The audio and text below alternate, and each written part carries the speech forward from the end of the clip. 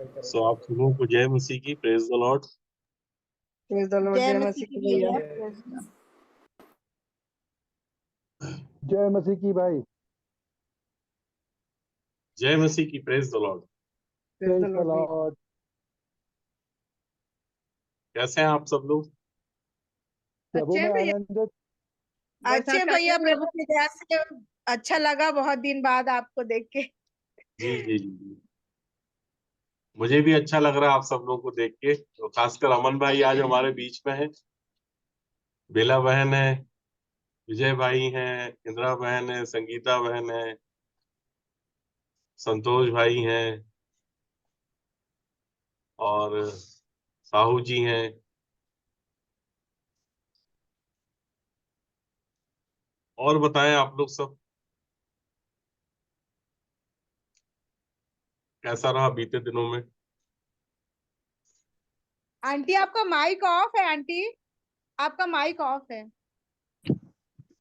मैं बोल रही हूँ भैया, आप लोग का इंतजार रहता है। जी जी जी जी, थोड़ा व्यस्तताएं हो गई है बहन। जरा बताया था ना, मम्मी की तबीयत गड़बड़ है, भाई की भी मेरी तबीयत गड़बड़ है। जी जी। और पिछले दिनों में स्मिता की काफी तबीयत खराब हो गई थी, साइनस की प्रॉब्लम है उसको, अच्छा। सांस लेने में प्रॉब्लम हो रही थी, हम्म। थोड़ा वर्कलोड बढ़ गया था घर में। जी जी। तो फ्लैक्चुएशन लगे हुए हैं ऐसे ही। जी भैया, वो तो आते ही रहेंगे।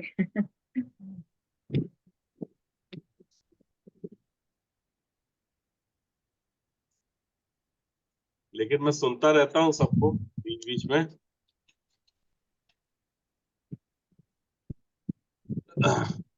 आप लोग को सुनने के लिए हम लोग तरसते हैं भैया। नहीं नहीं, ऐसा कुछ नहीं है बहन, सब प्रभु का अनुग्रह है। और वैसे तो आप सब संगति में जुड़े ही रहते हैं, हम लोग भी जुड़े रहते हैं, ऐसा नहीं है। जो अमन भाई बाद में डालते हैं रिकॉर्डिंग तो वो सुन लेते हैं।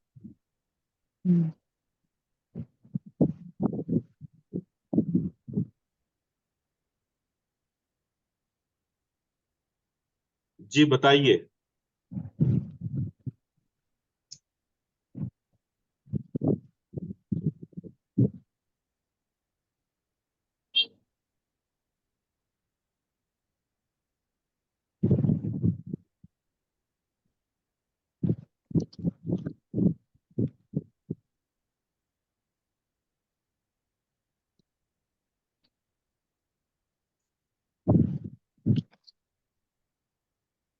आज काफी कम लोग जुड़े हुए हैं ना, लोग इतने ही जुड़ रहे हैं आजकल क्या शाम में? जी हाँ भैया, लगभग ऐसे ही है।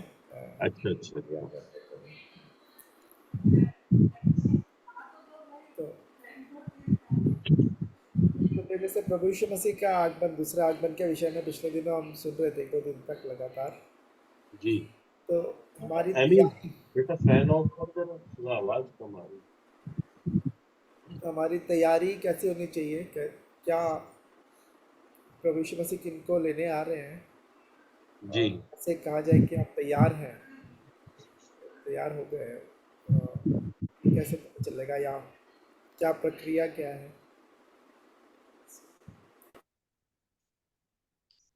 कौन कौन हो गए हैं तैयार?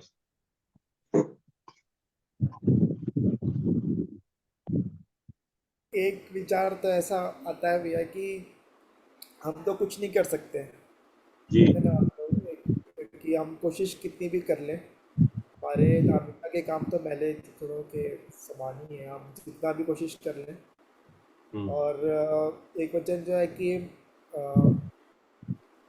क्या हमारा जो विश्वास के द्वारा अनुग्रह से तुम्हारा उद्धार हुआ, जी कि हमको यहाँ पे कि हमको कुछ करने की आवश्यकता नहीं है। एक प्रकार से जो विचार आता है कि हम क्या कर सकते हैं, लेकिन जो शब्द आता है वो विश्वास, इसमें यूहन्ना 3:16 में भी कि परमेश्वर ने जगत से ऐसा प्रेम रखा कि उसका अपना इकलौता पुत्र दे दिया ताकि जो कोई इस पर विश्वास करे वो नाश ना हो परंतु अनंत जीवन पाए। तो यहाँ पे वो निश्चयता कह रहे हैं, और यहाँ पे भी कह रहे हैं कि विश्वास के द्वारा अनुग्रह ही से तुम्हारा उद्धार हो। और फिर आगे उसमें तो हम कामों से कुछ करने के द्वारा वहाँ पे हम पहुँचेंगे इसके बाद, क्योंकि उसी इफिसियों 2 के आगे पढ़ते जाएंगे तो लिखा है कि फिर परमेश्वर ने उन भले कामों के करने के लिए तुम्हें सृजा है, तो पहले से परमेश्वर ने ठहराया उन उन कामों को करने के लिए। तो यहाँ पे यही एक बात है कि काम और विश्वास, और मैं सवाल के साथ साथ अपनी बात भी रख रहा हूँ कि याकूब में फिर जो लिखता है कि कर्म बिना विश्वास मरा हुआ है, तो वहाँ पे फिर कर्म भी है, काम भी करना विश्वास के अनुसार। जी जी। तो यही बात है कि कैसे वो तैयारी हो। तो यदि आप इसको और क्लैरिफाई कर पाएंगे, यदि मेरा प्रश्न सही है तो, कि प्रभु यीशु मसीह का दूसरे आगमन में वो लेके जाने वाले अपने लोगों के लिए, तो हम कैसे तैयारी कर रहे हैं, पता चले कि सही दिशा में जा रहे हैं और तैयार हो गए हैं। तो मैं अपने विषय में तो नहीं कह सकता कि तैयार हूँ, लेकिन कैसे तैयारी करूँ, क्या क्या चीज़ों की सहायता करें। देखिए, अगर हम कुरिन्थियों की पत्री को पढ़ते हैं तो उसका जो 13 अध्याय है और उसके 13 पद में बोलता है परमेश्वर का वचन, पौलुस कहता है कि विश्वास, आशा और प्रेम, ये तीनों क्या है? स्थायी और इनमें सबसे बड़ा कौन है? प्रेम। प्रेम। प्रेम अर्थात, परमेश्वर। समझ रहे हैं ना आप? मतलब पहले हम इस प्रेम को प्रेम समझते थे कि एक कोई शब्द है, लेकिन जब हमने इसके डेप्थ में गए हैं, हमने इस विषय को पहले भी जाना है, समझा है कि जिस विषय की बात पौलुस कर रहा था कलीसिया से, वो कलीसिया क्या थी? दान और वरदान और नाना प्रकार के भाषा बोलने और इन सब चीजों में आगे बढ़ रही थी, ठीक है। लेकिन पौलुस ने उनसे ये कहा कि मैं तुम्हें सबसे उत्तम मार्ग बताता हूँ। कलीसिया से कहा, क्या बोलता है? कि मैं तुमको सबसे उत्तम मार्ग बताता हूँ। और उत्तम मार्ग जब उसने बताया तो 13 अध्याय से जब उसने चालू किया तो बोलता है, यदि मैं मनुष्यों की बोलियां बोलूं, मनुष्यों और स्वर्गदूतों की बोलियां बोलूं और प्रेम ना रखूं, तो मैं ठनठनाता हुआ पीतल और झंझनाती हुई झांझ, है ना। आगे बोलता है कि यदि मैं भविष्यवाणी कर सकूं और सब वेदों और सब प्रकार के ज्ञान को समझूं और मुझे यहाँ तक पूरा विश्वास हो कि मैं पहाड़ों को हटा दूं, परंतु प्रेम ना रखूं तो कुछ भी नहीं। अब इस बात को करते करते करते करते जब वो 13वें पद पे पहुंचता है तो 13वें पद पे वो बोलता है कि अब विश्वास, आशा और प्रेम, ये तीनों क्या है? स्थायी है। और इनमें सबसे बड़ा कौन है? प्रेम है। प्रेम। तो मतलब ये जो तीनों शब्द हैं, चाहे बात करें विश्वास की, चाहे बात करें आशा की, चाहे बात करें प्रेम की, ये तीनों एक कैरेक्टर में है, आप समझिए। ये कोई शब्द नहीं है, ये क्या है? कैरेक्टर है। जैसे प्रेम के विषय में हमने समझा था कि प्रेम क्या है, पिछले दिनों में इस विषय को जाना था कि प्रेम परमेश्वर है।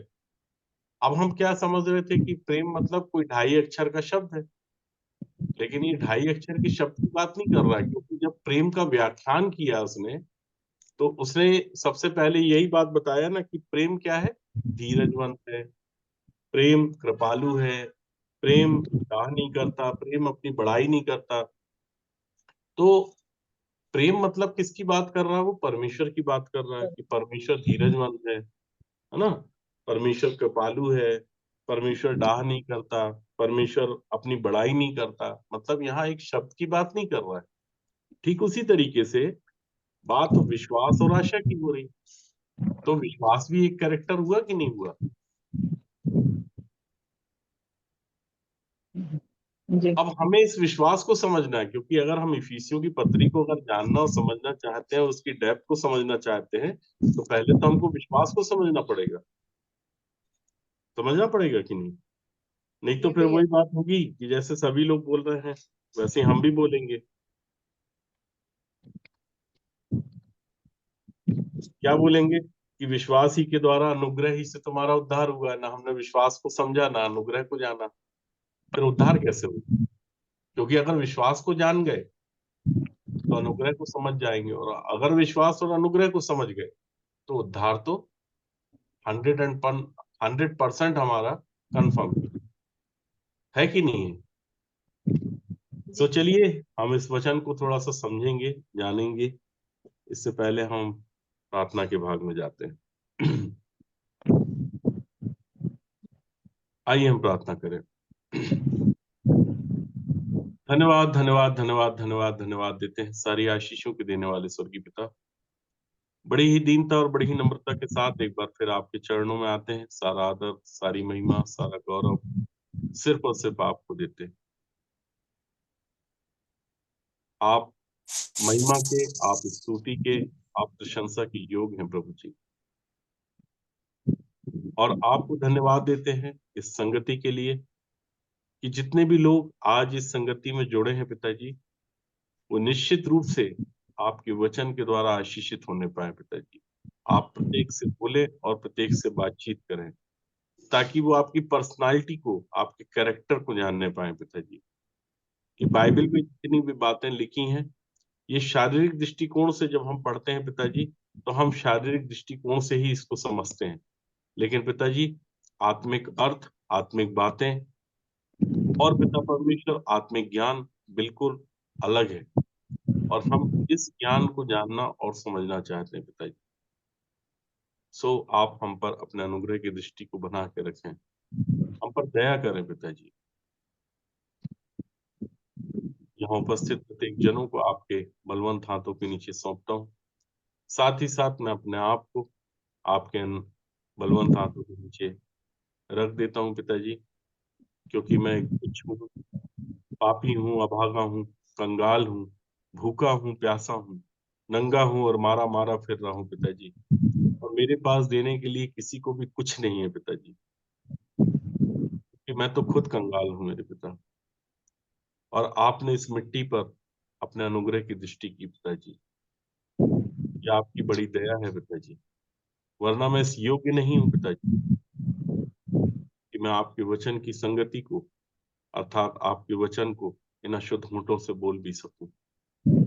और मैं जानता हूँ मेरे पिता कि मुझ में ऐसी कोई भी खूबी नहीं, कोई भी ऐसी लियाकत नहीं है कि मैं आपके वचन को सबके साथ साझा कर सकूं।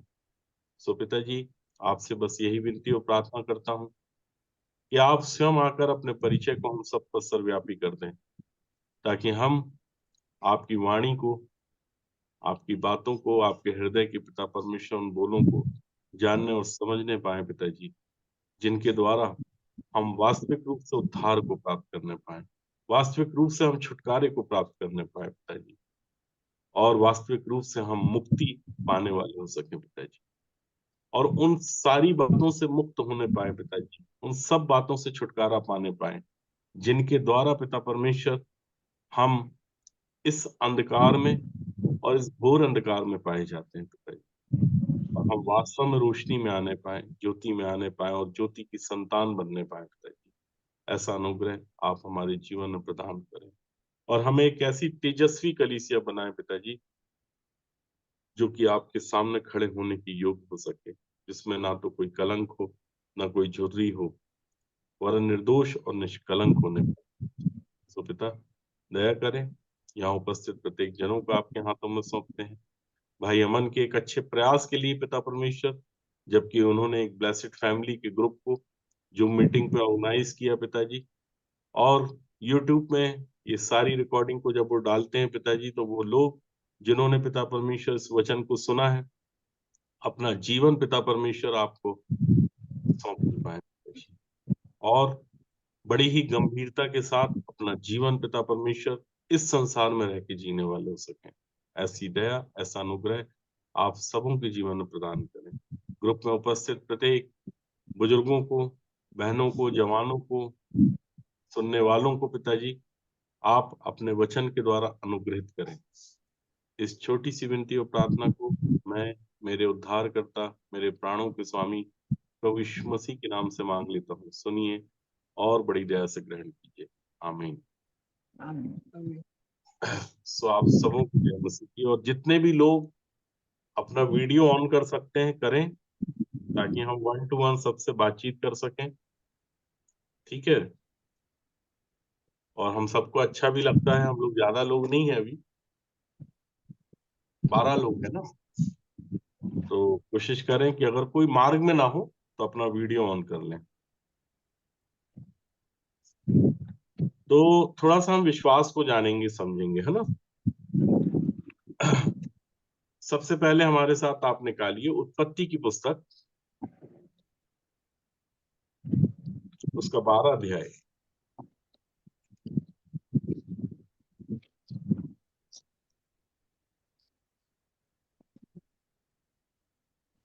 और उसके पहले पद से मेहरबानी से कोई भी पढ़ने में हमारी सहायता करें, जिसका भी नेटवर्क अच्छा हो। यहोवा ने अब्राम से कहा, अपने देश और अपने कुटुंबियों और अपने पिता के घर को छोड़कर उस देश में चला जा जो मैं तुझे दिखाऊंगा, और मैं तुझसे एक बड़ी जाति बनाऊंगा और तुझे आशीष दूंगा और तेरा नाम महान करूंगा और तू आशीष का मूल होगा। जो तुझे आशीर्वाद दें उन्हें मैं आशीष दूंगा, और जो तुझे कोसे उसे मैं शाप दूंगा, और भूमंडल के सारे कुल तेरे द्वारा आशीष पाएंगे। यहोवा के इस वचन के अनुसार अब्राम चला और लूत भी उसके संग चला। और जब अब्राम हारान देश से निकला उस समय वह 75 वर्ष का था। इस प्रकार अब्राम अपनी पत्नी सारै और अपने भतीजे लूत को और जो धन उन्होंने इकट्ठा किया था और जो प्राणी उन्होंने हारान में प्राप्त किए थे सबको लेकर कनान देश में जाने को निकल चला, और वे कनान देश में आ गए। उस देश के बीच से जाते हुए अब्राम शकेम में और मोरे का बांज वृक्ष, जहाँ मोरे का बांज वृक्ष है, पहुँचा। उस समय उस देश में कनानी लोग रहते थे। तब यहोवा ने अब्राम को दर्शन देकर कहा, यह देश मैं तेरे वंश को दूंगा। और उसने वहाँ यहोवा के लिए, जिसने उसे दर्शन दिया था, एक वेदी बनाई। फिर वहाँ से आगे बढ़कर वह उस पहाड़ पर आया जो बेतेल के पूर्व की ओर है, और अपना तंबू उस स्थान में खड़ा किया जिसके पश्चिम की ओर तो बेतेल और पूर्व की ओर ऐ है। वहाँ भी उसने यहोवा के लिए एक वेदी बनाई और यहोवा से प्रार्थना की। और अब्राम आगे बढ़ करके दक्षिण देश की ओर चला गया। उस देश में अकाल पड़ा, इसलिए अब्राम मिस्र देश को चला गया और वहाँ परदेशी होकर रहे, क्योंकि देश में भयंकर अकाल पड़ा था। फिर ऐसा हुआ कि मिस्र के निकट पहुंचकर उसने अपनी पत्नी सारै से कहा, सुन, मुझे मालूम है कि तू एक सुंदर स्त्री है, और जब मिस्री तुझे देखेंगे तब कहेंगे यह उसकी पत्नी है, इसलिए वे मुझको तो मार डालेंगे पर तुझको जीती रख लेंगे। बस अब देखिए यहाँ पे एक बातचीत हो रही है अब्राहम की और परमेश्वर के बीच की, है ना। और जब हम 12 अध्याय से जब पढ़ना चालू करते हैं तो यहोवा ने अब्राहम से कहा, यहां से शुरुआत होती है ना। अच्छा, उसके ऊपर हेडिंग क्या है? परमेश्वर की ओर से अब्राम के बुलाए जाने का वर्णन। ठीक है, परमेश्वर की ओर से अब्राहम के बुलाए जाने का वर्णन, ये वर्णन पाया जाता है, इसलिए मैंने यहां तक पढ़वाया आप लोगों को। अब आप एक बात मैं आपको बताना चाहता हूं कि सपोज मुझे हेम कुमार भैया से अगर कोई बातचीत करनी है, ठीक है, तो वहां मैं डायरेक्ट बात नहीं कर रहा हूं, मैं बात करूंगा अमन भाई से कि अमन भाई आप अपने पापा जी से ऐसा ऐसा कहो। तो मध्यस्थ की भूमिका में कौन है फिर? अमन। अमन है, ठीक है। अब अमन जो है मेरे और पिताजी के बीच में मध्यस्थ बन रहा है। अब पिताजी को अगर कोई बात कहनी है तो वो मुझसे डायरेक्ट नहीं कह रहे हैं, वो किसके द्वारा कहेंगे? अमन के द्वारा। तो अमन कौन हो गया यहाँ पे? मध्यस्थ की भूमिका में, मतलब मेरी बात को भी पिताजी के पास पहुंचाएगा अपने, और आपके पिताजी की बात को भी मेरे पास तक पहुंचाएगा, ठीक है। तो अब यहाँ पे हम एक बात को ऐसा समझ लेते हैं कि अमन का नाम है विश्वास। क्या है? विश्वास। अमन का नाम है विश्वास। अब अमन जो है वो विश्वास की भूमिका में, वहां प्रेम की भूमिका में कौन था? कुरिन्थियों में प्रेम की भूमिका में कौन था? विश्वास, आशा, प्रेम, ये तीनों स्थायी हैं, लेकिन प्रेम कौन है? परमेश्वर। प्रेम बड़ा है। प्रेम प्रेम बड़ा बड़ा है है। मतलब परमेश्वर बड़ा है, ठीक है। तो अब हम विश्वास को समझ रहे हैं, इसलिए हम इस बात को आपके सामने रख रहे हैं कि विश्वास एक्चुअल में है क्या, इसको समझा रहे हैं। अब जरा हमारे साथ आइए इब्रानियों की पत्री, उसका 11 अध्याय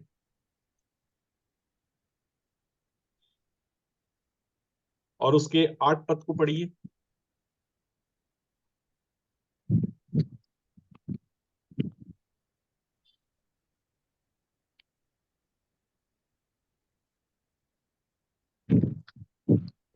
ग्यारह का 8वां वचन। जी।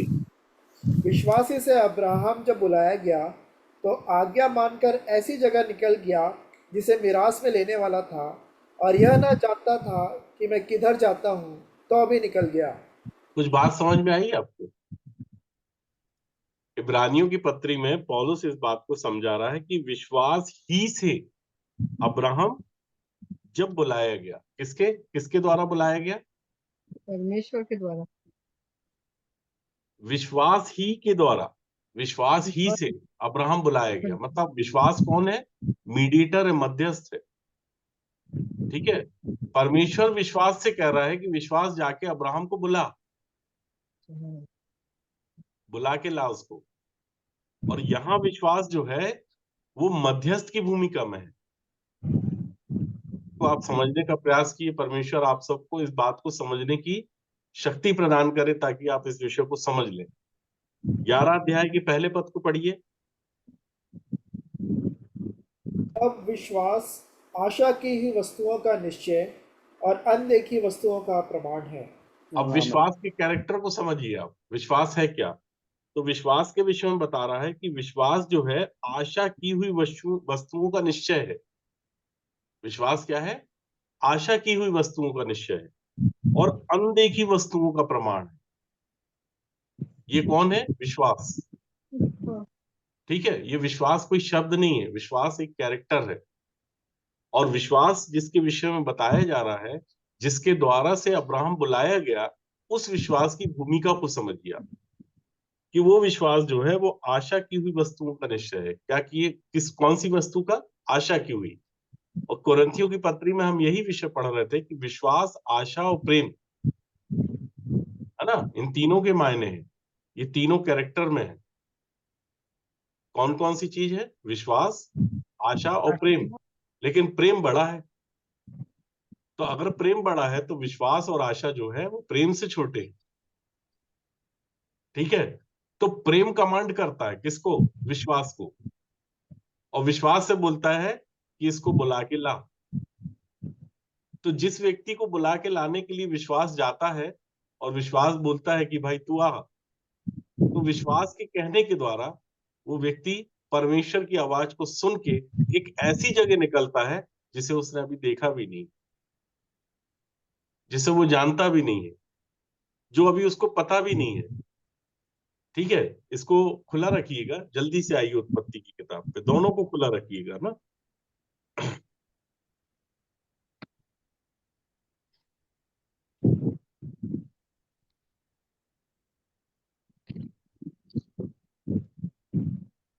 बारह अध्याय के 4 पद से पढ़िए। यहोवा के इस वचन के अनुसार अब्राम चला। कौन से वचन के अनुसार? यहोवा के इस वचन के अनुसार। इस वचन मतलब किस वचन के? जो ऊपर लिखा, अपने देश और अपने कुटुंबियों और अपने पिता के घर को छोड़कर उस देश में चला जा जो मैं तुझे दिखाऊंगा। परमेश्वर के इस वचन के अनुसार अर्थात परमेश्वर के विश्वास वचन के अनुसार अब्राहम चला और लूत भी उसके संग चला। मतलब जो विश्वास ने कहा अब्राहम से, अब्राहम उसी विश्वास के अनुसार चल दिया। और अभी उसको कुछ भी नहीं पता कि वो जा कहां रहा है। आगे पढ़िए।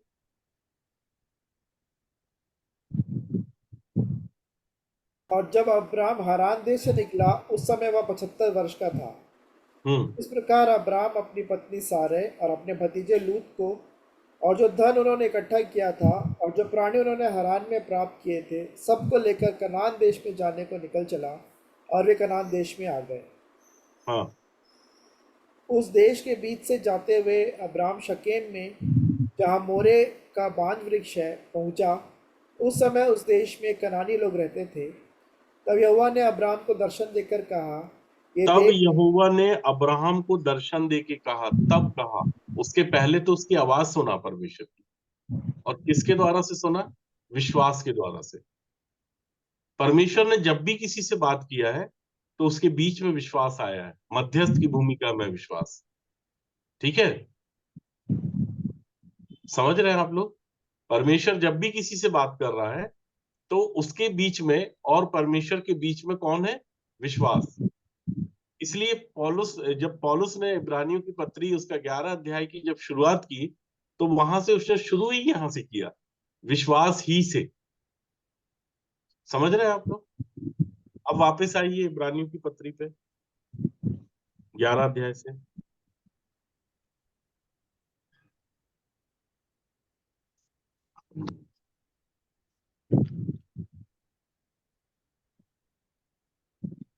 आठ पद को फिर से पढ़िए। विश्वास ही से अब्राहम जब बुलाया गया तो विश्वास ही से अब्राहम जब बुलाया गया, विश्वास ही से। किससे?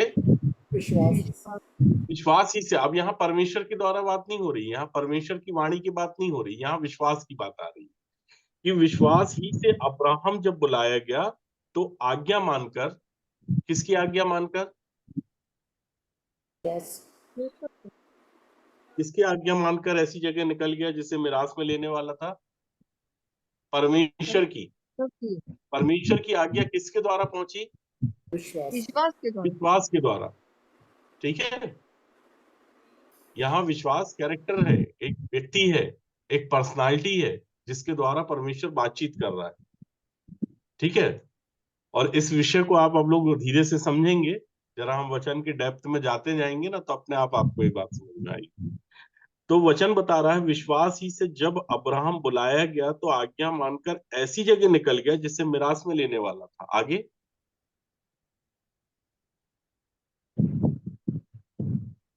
जिसे मिरास में लेने वाला था, और यह ना जानता था कि मैं किधर जाता हूँ, तो अभी ये निकल जानता ही नहीं था कि वो किधर जाएगा। उसको नहीं पता था कि वो जाएगा कहाँ पे।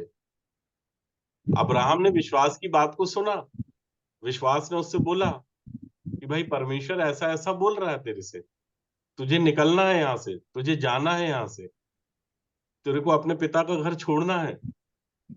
ठीक है, और उसको कुछ भी नहीं पता था कि मैं कहाँ जाऊंगा, मार्ग में मेरा क्या होगा, पानी कहाँ पीऊंगा, खाना कहाँ खाऊंगा, विश्राम कहाँ करूंगा, सोऊंगा कहाँ, जंगली जानवरों से मुझे खतरा है, मेरा परिवार, मेरे भतीजे, मेरी पत्नी का क्या होगा, है ना, मेरे सेवक एलिएजर का क्या होगा, इस सब के बारे में उसको कुछ नहीं पता था। लेकिन जैसे अब्राहम निकला विश्वास के द्वारा, विश्वास की बात को मान के, ठीक उसी तरीके से सारा ने किसकी बात को माना? अब्राहम। अब्राहम की बात को माना। और सारा और अब्राहम की बात को किसने माना? उसके भतीजे लूत ने माना। इतने और जब सारा और अब्राहम दोनों एग्री हो गए और उसका उसका भतीजा लूत एग्री हो गया, तो उसका एक सेवक भी था, क्या नाम था उसका? एलियाजर। वो भी चल दिया। तो मतलब 4 लोग जा रहे हैं किसी एक व्यक्ति की बात को सुन के। ठीक है, जब परमेश्वर ने इजराइलियों को मिस्र से छुड़ाया तब मध्यस्थ कौन था? मूसा। तो परमेश्वर किसके द्वारा बात कर रहा था? मूसा के द्वारा। मूसा के द्वारा, और यहाँ किसके द्वारा बात कर रहा है वो? विश्वास के द्वारा। विश्वास के द्वारा। इसलिए बार बार लिखा विश्वास ही से, विश्वास ही से। मतलब विश्वास कौन है फिर?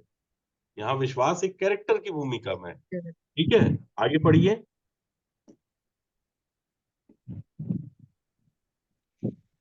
9वां पद। विश्वास ही से उसने प्रतिज्ञा किए हुए देश में, पराये देश में परदेशी के समान रहकर, इसहाक और याकूब समेत जो उसके साथ उसी प्रतिज्ञा के वारिस थे, तंबुओं में वास किया, आगे। क्योंकि वह उस स्थिर नेव वाले नगर की बाट जोता था, जिसका रचने वाला और बनाने वाला परमेश्वर है। ये सबसे बड़ा प्लस पॉइंट था अब्राहम के जीवन में, कि अब्राहम जो था वो उस स्थिर नींव वाले नगर की बाट जोता था जिसका रचने वाला और बनाने वाला परमेश्वर। क्या मैं और आप ऐसी बाट जोते हैं? अर्थात उस स्थिर नींव वाले नगर की बाट जोते हैं जिसका रचने वाला और बनाने वाला परमेश्वर है। अगर मैं और आप उसी तरीके से जिस तरह से अब्राहम बाट जोता था, अगर हम भी बाट जोते हैं तो परमेश्वर हमसे भी बात करेगा, लेकिन मध्यस्थ की भूमिका में। मध्यस्थ के बिना परमेश्वर बात करता ही नहीं। आप डायरेक्ट अप्रोच नहीं कर सकते परमेश्वर से। आप सोचेंगे कि परमेश्वर से मैं डायरेक्ट बात कर लूं तो क्या कर सकते हैं? नहीं कर सकते, और परमेश्वर नहीं कर आपसे डायरेक्ट बात करेगा क्या? नहीं करेगा। भाई अगर ऐसा होता तो हम सब लोग चाहते हैं कि हमसे परमेश्वर बात करे, क्यों नहीं करता हमसे परमेश्वर बात? क्या कारण है? ऐसा तो हो नहीं सकता कि किसी ना किसी के मन में ये ख्याल कभी ना आया हो कि प्रभु आप मुझसे क्यों बात नहीं करते, आप मुझे क्यों दर्शन नहीं देते। मैं चाहता हूं आपसे बात करना, या मैं चाहती हूँ आपसे बात करना। होता है कि नहीं ऐसा? हम्म। कभी ना कभी आप लोगों को प्रतीत हुआ कि नहीं, ऐसा कि लगा कि नहीं कि मुझे परमेश्वर से बात करना, परमेश्वर मुझसे बात क्यों नहीं करता? किस किस को हुआ है? अगर हुआ है तो हाथ खड़ा करके बताएं कि मुझे ऐसा फील हुआ कि मैं परमेश्वर से बात करना चाहता हूँ, परमेश्वर मुझसे बात नहीं करता। अमन भाई आपको नहीं हुआ? लगता है ना कि परमेश्वर हमसे बात करे, जी। जी हाँ। लेकिन परमेश्वर आपसे कैसे बात करेगा? परमेश्वर जब भी आपसे बात करेगा, आपसे एक मध्यस्थ के मध्यस्थ को ठहराएगा कि वो आपसे बात करे। ठीक है, आप पुराने नियम से लेके नए नियम तक कहीं भी पढ़ लीजिएगा, परमेश्वर ने डायरेक्ट किसी से भी बात नहीं किया। ठीक है, और ये पूरा चैप्टर इसी पे आधारित है, आप कहीं से भी देख लीजिए। चलिए 4 पद को पढ़ के देखिए। विश्वास ही से हाबिल ने कैन से उत्तम बलिदान परमेश्वर के लिए चढ़ाया और हाँ उसी के द्वारा उसके धर्मी होने की गवाही भी दी गई, हाँ, क्योंकि परमेश्वर ने उसकी भेंटों के विषय में गवाही दी और उसी के द्वारा वह मरने पर भी अब तक बातें करता है। आगे। विश्वास ही से हनोक उठा लिया गया कि मृत्यु को ना देखे और उसका पता नहीं मिला, क्योंकि परमेश्वर ने उसे उठा लिया था और उसके उठाए जाने से पहले उसकी यह गवाही दी गई थी कि उसने परमेश्वर को प्रसन्न किया है। अब की शुरुआत 5 पद की जो हो रही है वो लिखा है विश्वास ही से हनोक उठा लिया। ठीक है, अब यहां से शुरुआत होती है और आगे बोलता है कि परमेश्वर ने उसे उठा लिया, लेकिन शुरुआत कहां से कर रहा है वो? विश्वास ही से। विश्वास अब 6वें पद को पढ़िए, कितनी इंपॉर्टेंट बात लिखी है। और विश्वास बिना उसे प्रसन्न करना अनहोना है। मतलब मध्यस्थ कौन है यहाँ पे? विश्वास विश्वास है। विश्वास अब हमको लगता है विश्वास तो कोई शब्द है। अब अगर मेन लाइन चर्च की बात करें तो मेन लाइन चर्च वाले ऐसे ही बोलते हैं, शुरुआत में विश्वास वचन बोलते हैं ना। अमन भाई बोला कभी नहीं बोला मैं विश्वास विश्वास वचन? करता हूँ मैं सर्वशक्तिमान पिता विश्वास करता हूँ परमेश्वर पर, प्रचलित पवित्र कलीसिया पर, पवित्र लोगों की संगति, पापों की क्षमा, है ना, देह के जी देखिए उठने और संस्थान अनंत पर, जीवन पर। यही रट्टू देखिए तोता टाइप बोल रहे हैं हम लोग, हमको पता ही नहीं विश्वास है क्या चीज। तो ऐसा तो वो तोता भी बोलता था जो जाल में फंस गया था। कहीं ऐसा तो नहीं कि हम भी ऐसे ही बन गए हैं कि हम जिस चीज को जान ही नहीं रहे, समझ ही नहीं रहे, हम वही बात बोले पड़े। तो बोल रहा है विश्वास बिना उसे प्रसन्न करना अनहोना है। किसे? किसे परमेश्वर प्रसन्न करना अनहोना है? परमेश्वर परमेश्वर को। किसके बिना अनहोना है? विश्वास के बिना विश्वास मतलब शब्द के बिना, कि मैं विश्वास कैरेक्टर करता हूं। अगर विश्वास के बिना अगर आप परमेश्वर को प्रसन्न करने का प्रयास करेंगे तो नहीं कर पाएंगे, क्योंकि अगर परमेश्वर प्रसन्न होता तो किससे प्रसन्न होता है? विश्वास से। विश्वास पहले तो परमेश्वर विश्वास से प्रसन्न होता है। ठीक है, और विश्वास के बिना आप उसको प्रसन्न नहीं कर सकते। मतलब विश्वास का आपके जीवन में होना आवश्यक है। समझ रहे हैं आप? अगर विश्वास ही नहीं हुआ तो आपको प्रसन्न कैसे करोगे? परमेश्वर को नहीं कर पाओगे। ठीक है, आगे पढ़िए इसी को, 6 पद को क्योंकि फिर से पढ़िए।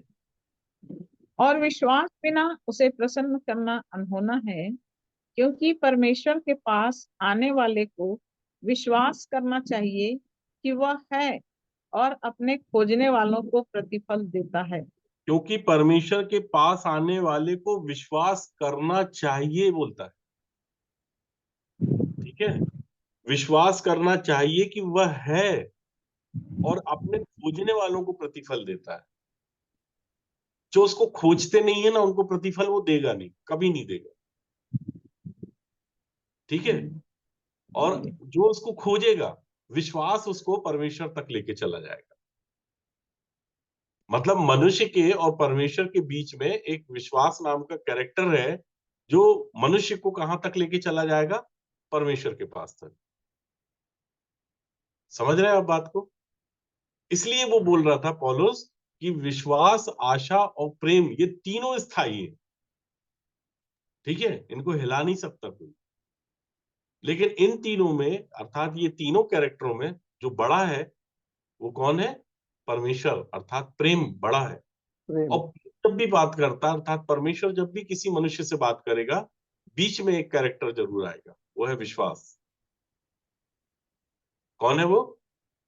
विश्वास। विश्वास। अब 7 पद को पढ़िए।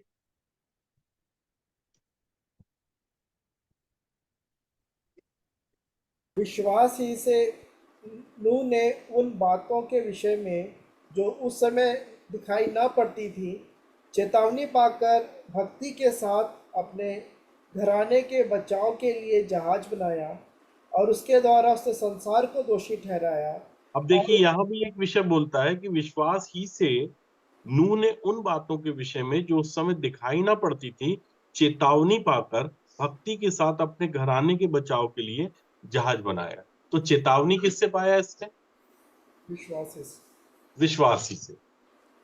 ठीक है, बड़ा सुंदर दर्शन है। जब अभी आप लोग धीरे से उसके अंदर जाएंगे ना, तब आपको समझ में आएगा कि ये कौन है कैरेक्टर, इस कैरेक्टर की भूमिका में कौन है, वो पर्सनालिटी कौन है, जिसको हम लोग अभी तक सिर्फ शब्द मात्र में उसकी गणना करते थे, या अगर हम उसको बोलते थे विश्वास विश्वास विश्वास, हमको विश्वास के विषय में पता ही नहीं, इसलिए हमने उसको बोला। तो ये बहुत बड़ी बड़ी बातें हैं जिनको हमें बहुत अच्छे से और गहराई से समझने की आवश्यकता है। तो विश्वास ही से नूह ने उन बातों के विषय में जो उस समय दिखाई नहीं पड़ती थी, मतलब दिखाई नहीं देती थी वो बातें, लेकिन चेतावनी पाई किसके द्वारा? विश्वास ही से। ठीक है, अब देखिए, मैंने आपको बताया था कि जैसे मान लीजिए कि परमेश्वर को कोई भी बात करनी है। अब आप समझिए कि परमेश्वर सेनाओं का यहोवा है ना। हम लोग कभी कभी परमेश्वर की पर्सनालिटी को समझ नहीं पा रहे। हजारों लाखों करोड़ों स्वर्गदूत उसके चारों तरफ खड़े हुए हैं, उसकी सिजदा कर रहे हैं, है ना, उसकी आराधना कर रहे हैं, उसके लिए दंडवत कर रहे हैं, पंखों से अपने मुंह को ढांप लेते हैं क्योंकि वो उसके मुख का दर्शन डायरेक्ट कर नहीं पा रहे। अब आपको लगता है कि अमन भाई से बात करने के लिए परमेश्वर स्वर्ग से आएगा और डायरेक्ट बात करेगा? मतलब राजाओं का राजा, प्रभुओं का प्रभु अपना काम खुद कर लेगा। है ना सोचने का विषय? कभी सोचा आप लोगों ने इस विषय पे, मनन किया? फिर स्वर्गदूत बोलेंगे प्रभु जब आप ही को बात करनी तो हम काहे के लिए खड़े हैं? जब भी कोई मैसेज लेके आता था पुराने समय में, पुराने नियम में अगर आप देखेंगे तो पहले कौन आता था मैसेज लेके?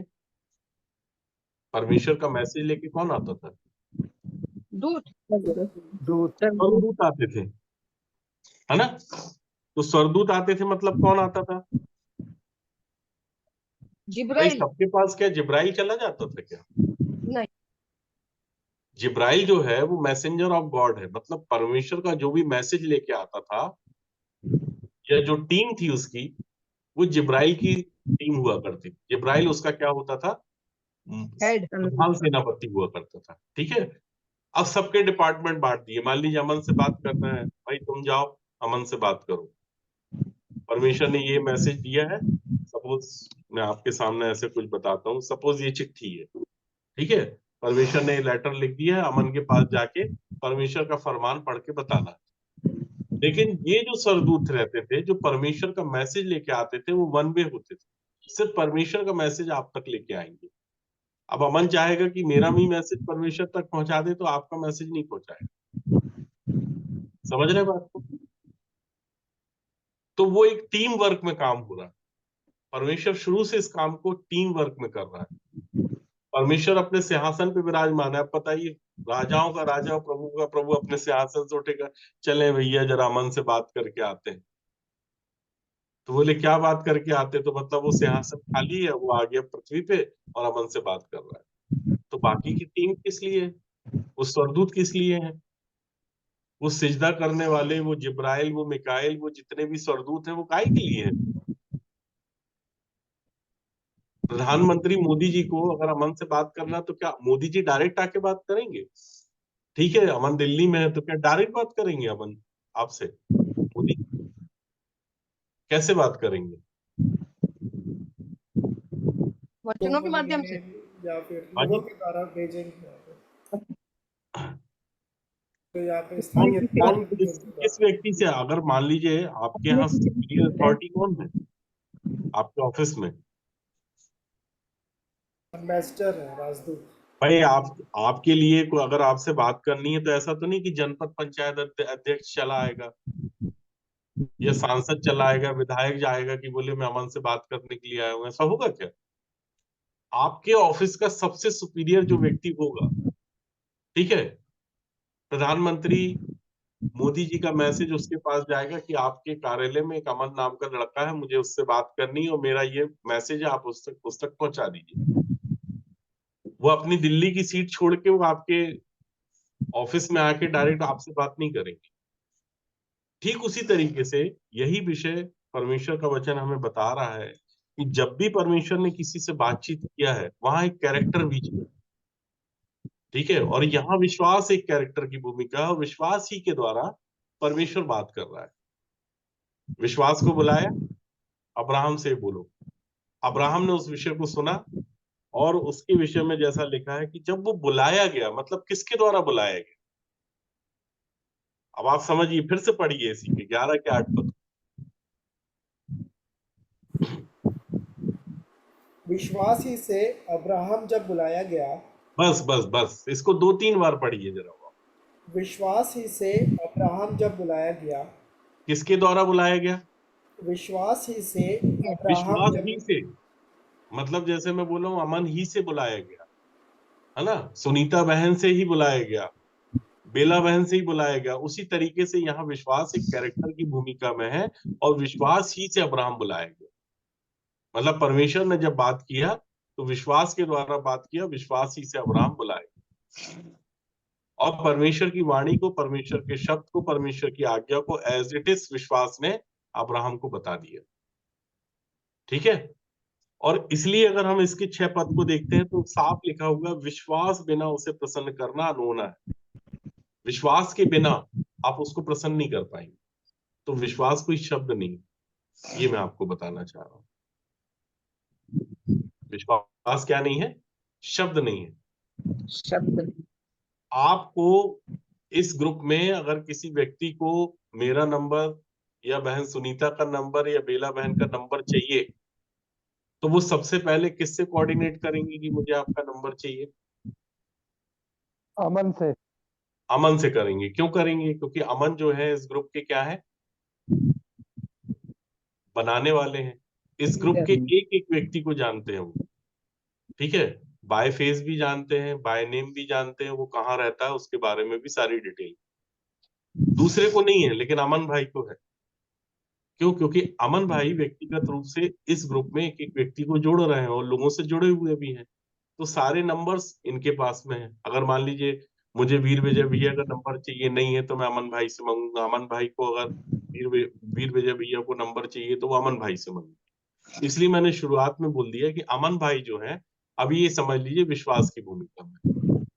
तो विश्वास ही से एक व्यक्ति बुलाया जा रहा है। मतलब विश्वास कौन है? एक कैरेक्टर है। जैसे अमन जो है, अमन का नाम, अमन का मतलब शांति नहीं है यहाँ पे। अमन एक नाम है यहाँ पे, नहीं तो अमन बोले तो अमन मतलब शांति, तो एक दूसरी थॉट्स लेके एक व्यक्ति चले। यहाँ विश्वास जो है वो एक कैरेक्टर है। और उस कैरेक्टर के द्वारा एक एक व्यक्ति बुलाया जा रहा है। उसी कैरेक्टर के द्वारा नूह बुलाया गया, उसी कैरेक्टर के द्वारा कैन ने उत्तम बलिदान परमेश्वर को दिया, उसी कैरेक्टर के द्वारा हनोक बुलाया गया, हनोक उठा लिया गया, क्योंकि शुरुआत में ही लिखा ना कि विश्वास ही से हनोक उठा लिया गया कि मृत्यु को ना देखे। तो एक मध्यस्थ है जो हनोक को लेके जा रहा है ऊपर, लेकिन किसकी आज्ञा से लेके जा रहा है? तो बता रहा परमेश्वर ने उसे उठा लिया। विश्वास नहीं उठा रहा, परमेश्वर के कहने से विश्वास उसको उठा रहा है। इसलिए हनोक कहाँ जा रहा है? परमेश्वर के पास जा रहा है। ठीक है, अच्छा इसी के 13 पद को पढ़िए। ये सब विश्वास ही की दशा में मरे। ये और सब क्या उन्हें- हुए? विश्वास ही की दशा में मरे।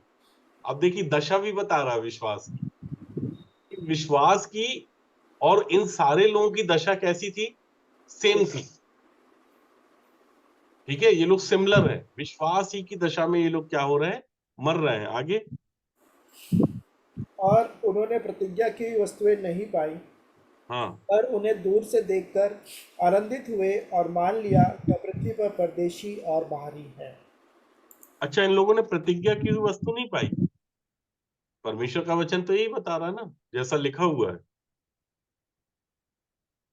तो जब इन लोगों ने प्रतिज्ञा की हुई वस्तु नहीं पाई तो इन्होंने क्या पाया? हम्म, भाई ये लोग विश्वास की दशा में मर गए, और लिखा है कि ये सब विश्वास ही की दशा में मरे, और उन्होंने प्रतिज्ञा की हुई वस्तुएं नहीं पाई, पर उन्हें दूर से देखकर आनंदित हुए और मान लिया कि हम पृथ्वी पर परदेशी और बाहरी हैं। जो ऐसी बातें कहते हैं वे प्रकट करते हैं कि स्वदेश की खोज में। तो जिन्होंने प्रतिज्ञा की हुई वस्तु नहीं पाई तो उन्होंने क्या पाई थी? जो लोग विश्वास की दशा में मरे। देखिए दशा भी आपकी विश्वास के समान होनी चाहिए। अगर आप विश्वास की दशा में नहीं मरे तो प्रतिज्ञा की हुई वस्तु नहीं प्राप्त कर पाएंगे। समझ रहे हैं आप? तो आपकी दशा भी कैसी होनी चाहिए? जैसी दशा विश्वास की है। मतलब अमन भाई की भी दशा विश्वास की दशा में होनी चाहिए, और सुनीता बहन भी जब मरती हैं तो उनकी दशा भी कैसी होनी चाहिए? विश्वास की सी दशा होनी चाहिए। चाहे वो बेला बहन हो, चाहे वो वीर विजय हो, चाहे इंदिरा बहन हो, चाहे मैं क्यों ना हो, हम सब जब मरेंगे तो हम विश्वास की दशा में मरेंगे। ठीक है, और विश्वास की दशा में जब हम मरेंगे तो हम प्रतिज्ञा की हुई वस्तुओं को प्राप्त करेंगे, उसके पहले नहीं। तो जो लोगों ने प्रतिज्ञा की हुई वस्तुओं को प्राप्त नहीं किया तो उन्होंने प्राप्त क्या किया था? सवाल ये उठता है। क्योंकि परमेश्वर का वचन तो ये कहता है कि अगर हम इसी जीवन में आगे बढ़िए, तो हम इस बात को कंप्लीट करें। इसी जीवन में मसीह से आशा रखते हैं तो हम सब देखिए मनुष्यों आशा को शब्द फिर आ रहा है यहाँ पे, इसलिए मैं बोल रहा हूँ कि इस बात को, इस फुल इन द ब्लैंक्स को पूरा करिए कि अगर हम इसी जीवन में परमेश्वर से आशा रखते हैं तो हम क्या हैं? सबसे बड़े अभागे बोलता है, मालूम आपको परमेश्वर। अगर एक व्यक्ति सिर्फ इस जीवन में परमेश्वर से आशा रखता है, इस जीवन में मतलब ये पृथ्वी का 70, 80, 90, 100 साल का जीवन, और लोग इसी जीवन में लोगों परमेश्वर से क्या रखते हैं? आशा रखते हैं, तो कहता है तुम तो अभागे हो गए। तो जो लोगों ने प्रतिज्ञा की हुई वस्तुओं को प्राप्त नहीं किया, उन्होंने प्राप्त क्या किया था? जल्दी से हमारे साथ निकालिए इब्रानियों की पत्री, उसका 6 अध्याय और उसके 13 पद से पढ़िएगा। परमेश्वर ने अब्राहम से प्रतिज्ञा करते समय जब शपथ खाने के लिए किसी को अपने से बड़ा न पाया, तो अपनी ही शपथ खाकर कहा, मैं सचमुच तुझे बहुत आशीष दूंगा और तेरी संतान को बढ़ाता जाऊंगा। देखिए हमने इस विषय में पहले चिंतन और मनन कर चुके हैं कि परमेश्वर ने जब अब्राहम को बुलाया तो उत्पत्ति 12 में बुलाया था, लेकिन वहां परमेश्वर ने सचमुच तुझे आशीष दूंगा ऐसा नहीं कहा। कहा था क्या? अच्छा, क्या परमेश्वर ने अपनी शपथ खाया था? भाई अगर हम उत्पत्ति 12 अध्याय को देखते हैं तो वहां कहीं शपथ नहीं खाया। 13 को पढ़ते हैं तो नहीं खाया, 14 को पढ़ते हैं तो नहीं खाया, 15 को पढ़ते हैं तो नहीं खाया। लेकिन आपको पता है शपथ कहाँ खाया था परमेश्वर ने? हाँ जी, अमन भाई म्यूट है आपका। इब्राहिम इसहाक को जब बलिदान करने के लिए तैयार किया। इसहाक को जब वेदी पे चढ़ाने के लिए 3 दिन की यात्रा पे अब्राहम गया और उसको वेदी पे चढ़ाने के लिए पूरी तरह से एग्रीड हो गया, तैयार हो गया, उसने निर्णय कर लिया कि मैं अपने पुत्र इसहाक को वेदी पे चढ़ाऊंगा, तब परमेश्वर कहता है अब्राहम से कि अब मैं तुझको सचमुच आशीष दूंगा। ठीक है, और आशीष देने के पहले उसने अपनी क्या खाया? शपथ खाया। और अगर परमेश्वर ने अपनी शपथ खा लिया तो ये समझ लीजिए कि अब आपकी आशीष कोई रोक नहीं सकता। आगे पढ़िए।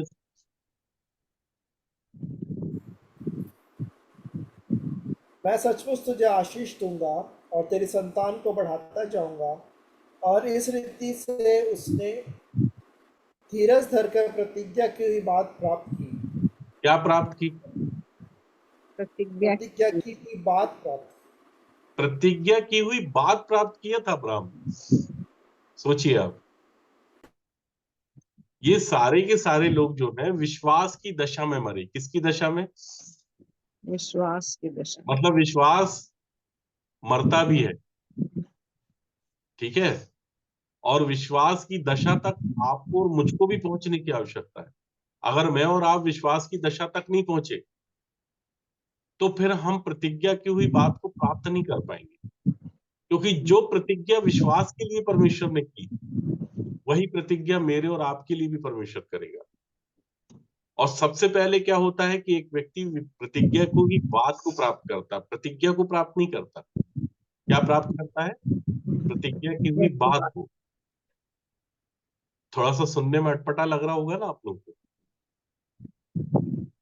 लग रहा कि नहीं लग रहा? हम लोग तो पता नहीं क्या क्या झांकियां बना लेते हैं, क्या क्या सपने देखने लगते हैं, क्या क्या ड्रीम सजा लेते हैं, है ना?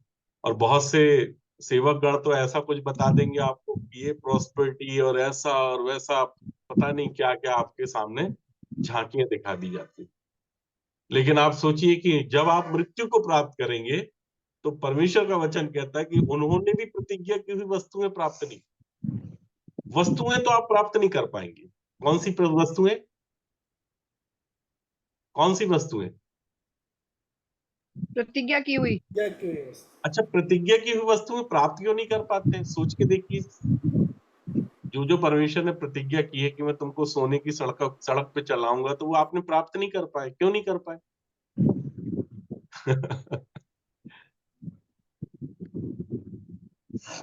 क्यों नहीं कर पाए बताइए ना आप। आपने इस पृथ्वी पे क्यों नहीं प्राप्त कर पाए? क्योंकि मरने के मुकाम तक नहीं पहुंचे। अरे जब वो सड़क है ही नहीं है यहाँ पे तो आप कैसे प्राप्त करोगे उसको? भाई यहाँ पे तो डामल की सड़क है ना, सीमेंट की सड़क है। अब यहाँ पे कैसे चला देगा परमेश्वर, बताइए आपको। तो प्रतिज्ञा की हुई वस्तुओं को प्राप्त करने के लिए आपको कहाँ जाना पड़ेगा? जल्दी से हमारे साथ निकालिए इफिसियों की पत्री 1 अध्याय।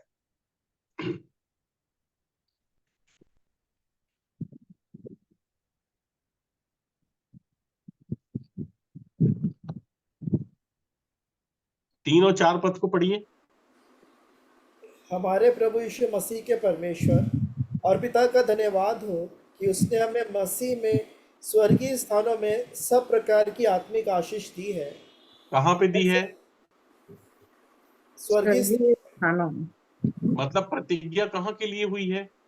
स्वर्गीय स्वर्गीय स्थान। कि पृथ्वी के स्थानों के लिए हुई है? स्वर्गीय स्थान। तो एक व्यक्ति की जब यहाँ मृत्यु होती है तो प्रतिज्ञा की हुई वस्तु उसको मिल पाएंगी, प्राप्त हो पाएंगी क्या? भाई उसको मर के कहाँ जाना पड़ेगा? स्वर्गीय स्वर्ग। अगर उसको आशीष चाहिए है, उसको अपनी वसीयत चाहिए है, उसको अपनी मिरास चाहिए, तो उसको कहाँ जाना पड़ेगा? स्वर्गीय। स्वर्ग में जाना पड़ेगा। भाई आपकी प्रॉपर्टी कहाँ है? स्वर्ग। स्वर्गीय। तो जो स्वर्ग जाएगा प्रॉपर्टी उसको मिलेगी, विरासत उसको मिलेगी, विरासत उसकी है। समझ रहे हैं आप बात को? बोल रहा है कि हमारे प्रभु यीशु मसीह के परमेश्वर। देखिए शुरुआत कैसे करता है पौलुस। हमारे प्रभु यीशु मसीह के परमेश्वर और पिता का धन्यवाद। धन्यवाद भी कैसे कर रहा है? बाया प्रभु यीशु मसीह के द्वारा, डायरेक्ट नहीं कर रहा वो। ठीक है, इसलिए हम बोल रहे हैं आपको विश्वास समझ में आएगा आने वाले समय में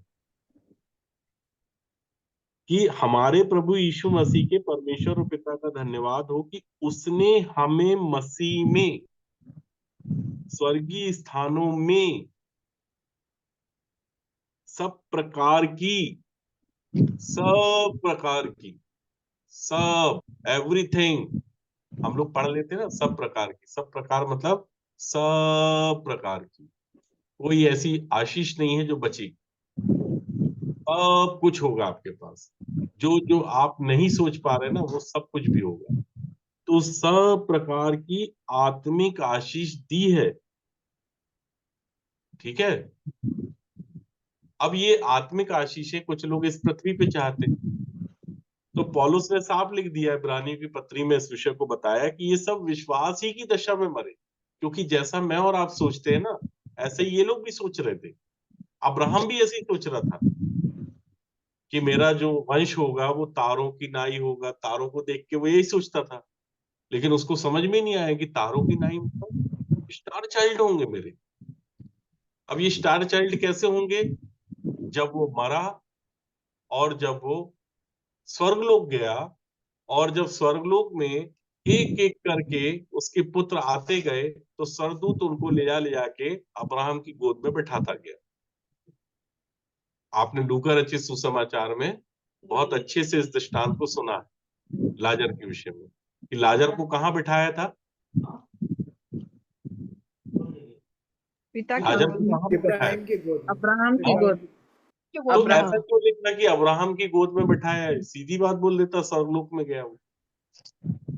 अब्राहम की गोद में बिठाने का मतलब ये है कि ये बताया जा रहा है कि देख, ये तेरा पुत्र है, ये है तेरा वंश, ये है प्रतिज्ञा की संतान, जो कहाँ पे है? स्वर्गलोक में है। अगर हम ये सोच रहे थे, अगर अब्राहम भी मेरे समान सोचता है या आपके समान सोचता कि उसका वंश इसी पृथ्वी पे होगा और तारों की नाई होगा, तो तारे कहाँ पे हैं? स्वर्गलोक में है। ये जिस तारे की बात कर रहा है ना, ये स्टारडम की बात नहीं कर रहा। ये जो स्टारडम वाले जो तारे हैं ना, चाहे वो साउथ इंडियन वाले हों, चाहे वो हॉलीवुड वाले हों, चाहे बॉलीवुड वाले हों, ये सब फर्जी तारे हैं। ठीक है, और इसलिए देखिए कि जब ये लोगों का उदय होता है और जब इनका अंत होता है, तो बड़ा खतरनाक होता है। आप किसी भी स्टारडम को देख लीजिएगा उठा के, लेकिन जो परमेश्वर का तारा बनता है ना, वो दिन प्रतिदिन चमकता जाता है, उसकी शाइनिंग बढ़ती जाती है। ठीक है, वो अस्त नहीं होता, वो प्रतिदिन उदय होता चला जाता है। सिखाने वालों की चमक कैसी होती है? तारों के समान कैसे वाले तारों के? चमकने वाले। समझ रहे हैं आप? ये चमकते ही जाते हैं, मतलब इनकी शाइनिंग बढ़ती चली जाती है। तो परमेश्वर का वचन यही बात बताता है मेरे प्रियो कि हमारी जो आशीषें हैं वो कहाँ पे रखी हुई हैं? स्वर्ग में रखी स्वर्ग हुई। में। तो ये विश्वास की दशा में मर गए सारे के सारे, लेकिन इनने प्रतिज्ञा की हुई वस्तु को प्राप्त नहीं किया। कहाँ नहीं प्राप्त किया? इस पृथ्वी पर प्राप्त नहीं किया। अब ये जो आशीष है, अभी आप देखिए ये कहाँ रखी है? फिर से स्वर्ग में। पढ़िए मन भाई इसी को। हमारे प्रभु यीशु मसीह के परमेश्वर और पिता का धन्यवाद हो कि उसने हमें मसीह में स्वर्गीय स्थानों में सब प्रकार की आत्मिक आशीष दी है। स्वर्ग लोक में तो नहीं लिखा भी है, स्वर्गीय स्थानों में। स्वर्गीय स्थानों में लिखा, मतलब ये जो आशीष है वो कहाँ पे है? स्वर्ग में है। स्वर्ग में। मतलब उसके लिए आपको क्या करना है? बाढ़ जोड़ना है। अब विश्वास की दशा में मर तो गए सब, और मरने के बाद सब कहाँ पहुंच गए? स्वर्ग में। सब कहाँ चले जा रहे हैं? अभी जो लोग मर रहे हैं, मरने के बाद अभी लोग कहाँ जा रहे हैं? अब्राहम जिनके अच्छे काम है वो कहाँ जा रहे हैं? स्वर्गलोक। की गोद में। जो अच्छे काम कर रहे हैं वो स्वर्गलोक में जा रहे हैं, और जिनके काम बुरे हैं वो कहाँ जा रहे हैं? अधोलोक। अधोलोक में जा रहे हैं। अब इसके बाद जब फाइनल जजमेंट होगा तो स्वर्गलोक से एक व्यक्ति कहाँ शिफ्ट होगा? स्वर्ग। समझ रहे हैं आप? तो आशीष उसको वहां मिलने वाली है, तो उसके लिए भी उसको बाढ़ जोड़नी है। समझ रहे हैं आप लोग? और ये लोग कैसी दशा में मरेंगे? विश्वास तो विश्वास आपको की एक दशा। आशीषें मिलेंगी, ये लोग विश्वास की दशा में मरना चाहिए। किसकी दशा में? विश्वास विश्वास की दशा में। विश्वास की दशा में। ठीक है। अब विश्वास की दशा में कैसे मरते हैं पता है आप? मरे हैं क्या हम विश्वास की दशा में? चलिए हमारे साथ जल्दी से एक वचन निकालिए।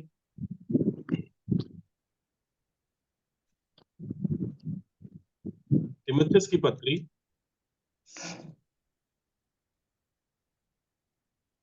दूसरा तीमुथियुस की पत्री, उसका दूसरा अध्याय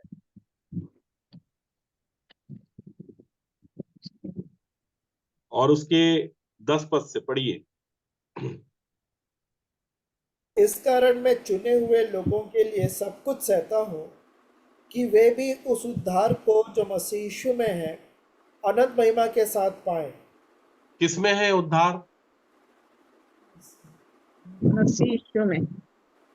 उद्धार मसीह यीशु मसीह में। यीशु में है, प्रभु यीशु मसीह में नहीं है, मसीह यीशु में है। मतलब उद्धार को पाने के लिए हमें कहाँ जाना पड़ेगा? मसीह यीशु में जाना पड़ेगा। मसीह यीशु में मतलब मसीह यीशु के इनसाइड जाना पड़ेगा, भीतर जाना पड़ेगा, में जाना पड़ेगा। ठीक है, आगे पढ़िए। यह बात सच है कि यदि हम उसके साथ मर गए हैं हाँ, तो उसके साथ जिएंगे भी। यदि हम उसके साथ मर गए हैं, मतलब आपकी दशा कैसी होनी चाहिए? उसके साथ मरने के मरने मुख में। वाली होनी चाहिए, तो हम उसके साथ जिएंगे भी। आप विश्वास की दशा में मर के तो देखिए, तब आप उसके साथ जिएंगे भी। मतलब मरने वाला, देखिए यहाँ शुरुआत उसने किया, कैसी किया?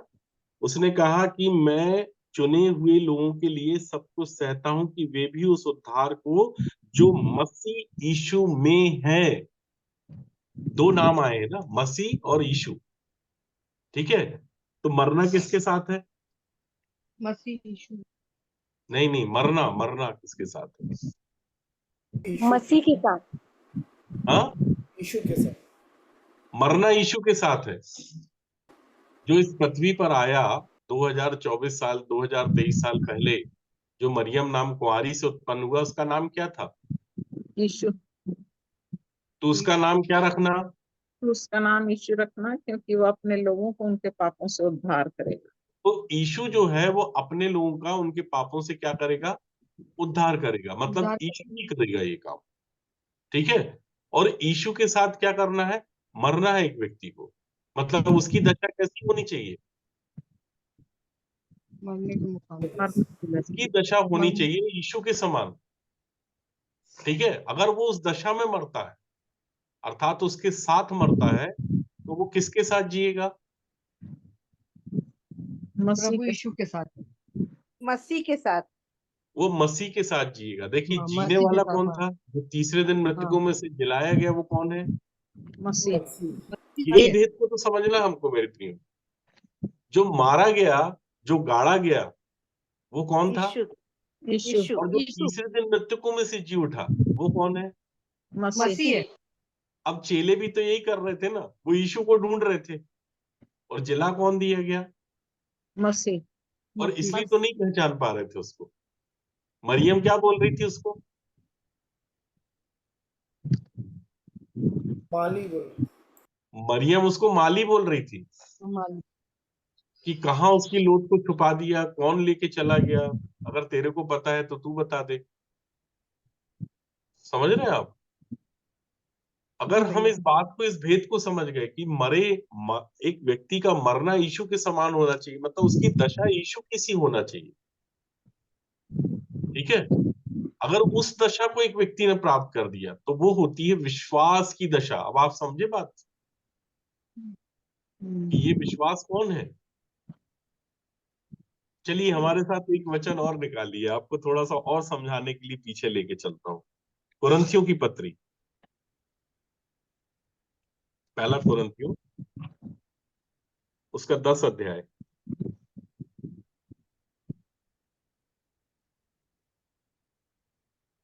और उसके 1 पद से पढ़िए।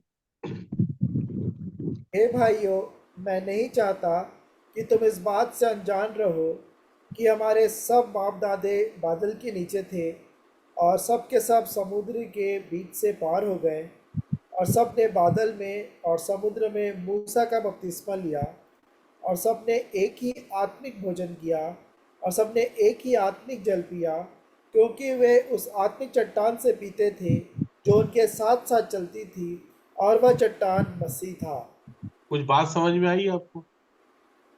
मूसा का जो पनिशमेंट था, वो पनिशमेंट इतना बड़ा क्यों था? उसका कारण क्या था कि वो यरदन के पार नहीं जा पाया?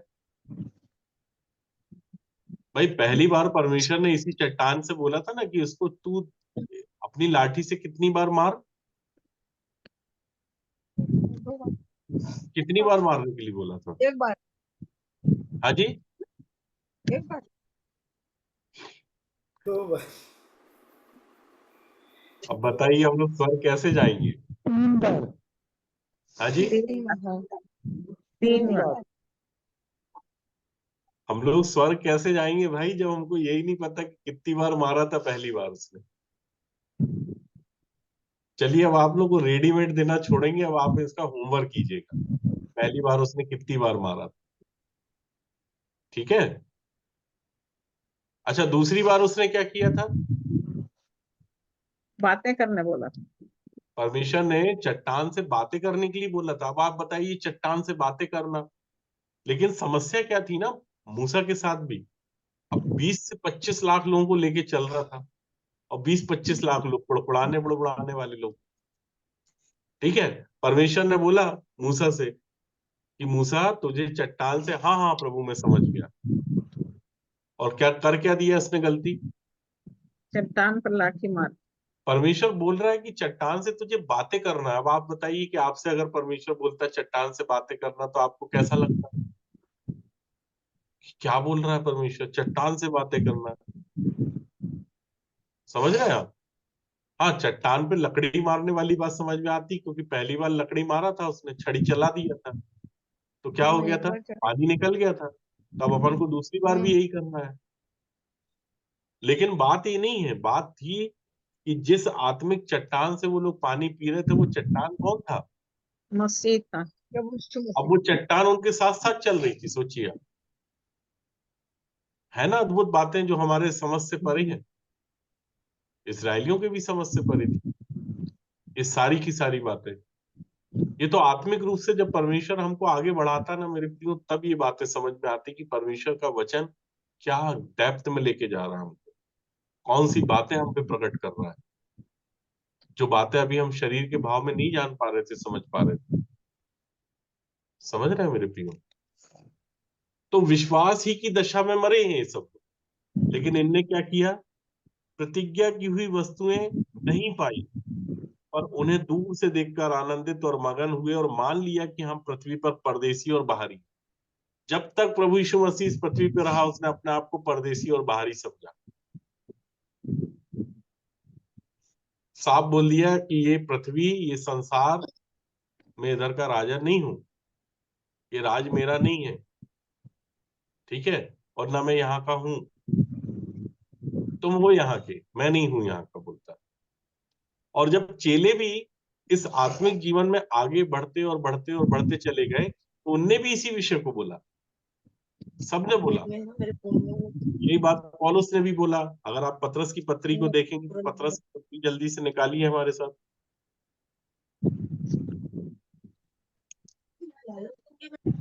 मैंने काट के पतरस की पत्री निकालें हमारे साथ।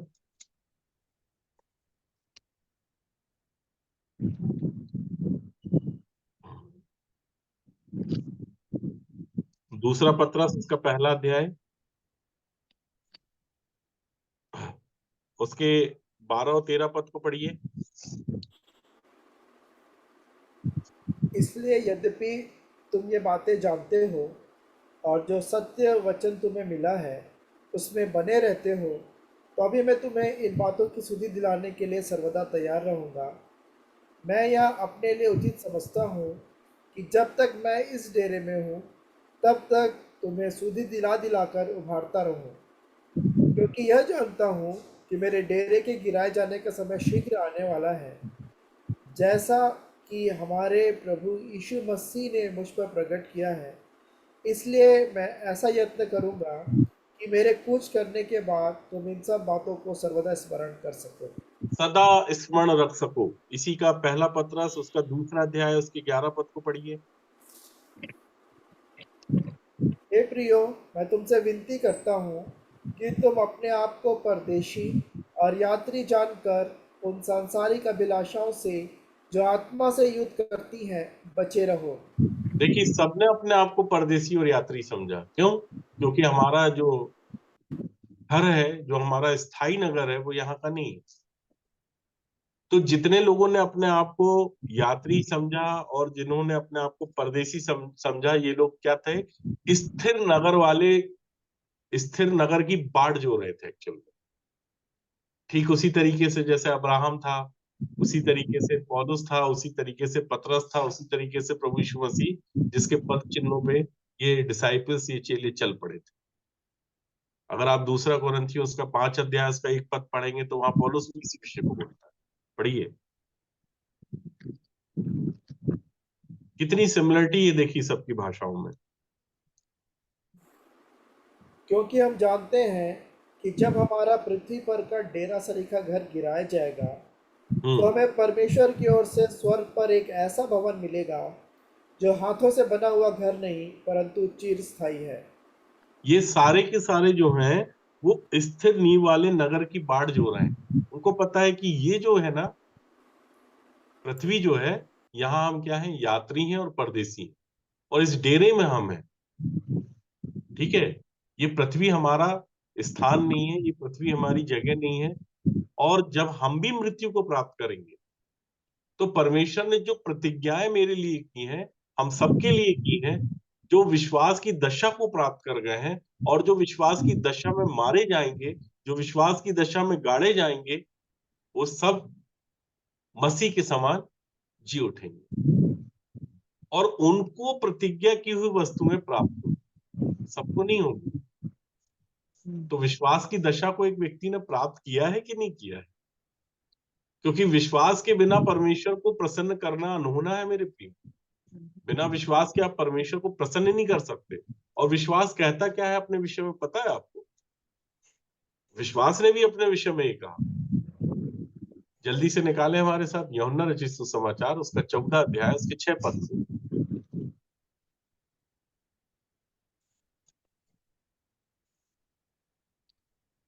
यीशु ने उससे कहा, मार्ग और सत्य और जीवन मैं ही हूँ, बिना मेरे द्वारा कोई पिता के पास नहीं पहुंच सकता।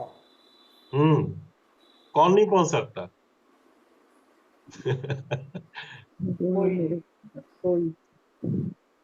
बिना मेरे द्वारा कोई परमेश्वर के पास तक पहुंच ही नहीं सकता, पहुंच हो ही नहीं सकती उसकी। परमेश्वर की अगर मनुष्य के बीच में, अगर मनुष्य से बात करना है तो उनके बीच में भी जो बिचवई है वो शुरू से मसीह था। मतलब बिना उसके कोई भी बात परमेश्वर ने किसी से भी नहीं करी, चाहे वो हनोक हो, चाहे वो नूह हो, चाहे वो अब्राहम हो, चाहे वो सारा हो, कोई भी हो। और इसलिए इब्रानियों की पत्री उसका 11 अध्याय उसके पहले पद से लेकर अंतिम पद तक पौलुस ने यही बात बोला, विश्वास ही से, विश्वास ही से, विश्वास ही से। कि बिना विश्वास के द्वारा अप्रोच हो ही नहीं सकती आपकी परमेश्वर तक। हो सकती है क्या? बिल्कुल नहीं हो सकती। बिल्कुल नहीं हो सकती। और विश्वास के द्वारा वो बुलाएगा। अगर अमन को बुलाएगा तो विश्वास के द्वारा बुलाएगा, विश्वास आएगा बीच में। और विश्वास जब तक नहीं आएगा तब तक वो अमन से बात नहीं करेगा। परमेश्वर डायरेक्ट बात नहीं करता। परमेश्वर बात करेगा विश्वास ही के द्वारा, और विश्वास अमन की अप्रोच को लेके परमेश्वर के पास जाएगा। और यही है हमारा ऐसा महायाजक जो सदा काल के लिए परमेश्वर के पास जाके बैठ गया।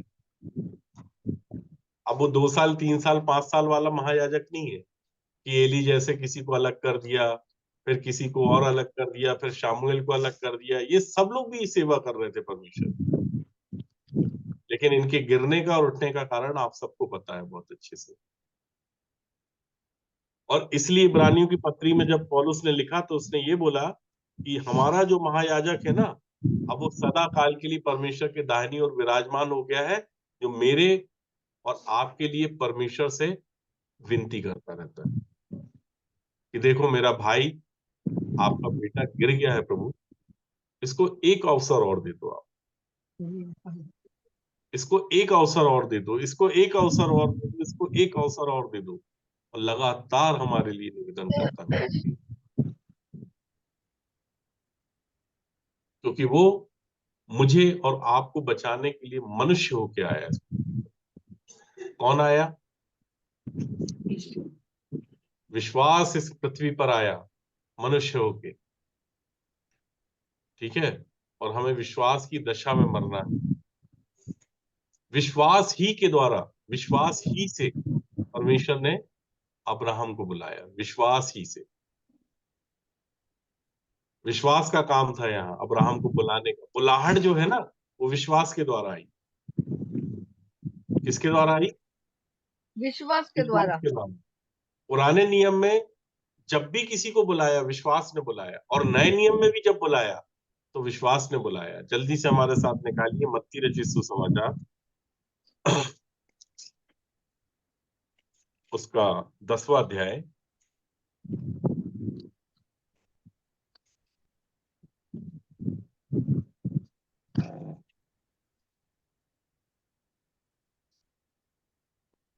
उसके पहले पद को। फिर उसने अपने 12 चेलों को पास बुलाकर उन्हें अशुद्ध आत्माओं पर अधिकार दिया कि उन्हें निकालें और सब प्रकार की बीमारियों और सब प्रकार की दुर्बलताओं को दूर करें। किसने बुलाया? यीशु मसीह ने। यीशु ने अपने 12 चेलों को पास बुलाकर। बुलाहट किसकी है? चेलों की। यीशु अर्थात पापों से उद्धार कर। विश्वास। यीशु अर्थात विश्वास, ठीक है। विश्वास आशा की हुई वस्तुओं का निश्चय और अनदेखी वस्तुओं का क्या है? प्रमाण है। प्रमाण है। ये विश्वास का कैरेक्टर है मेरे प्रिय। और यही विश्वास आपको बुला रहा है पहाड़ पे। कहाँ जाना पड़ेगा? परमेश्वर के वचन को परमेश्वर के पुत्र ने हम तक पहुंचाया। मतलब किसके द्वारा पहुंचा?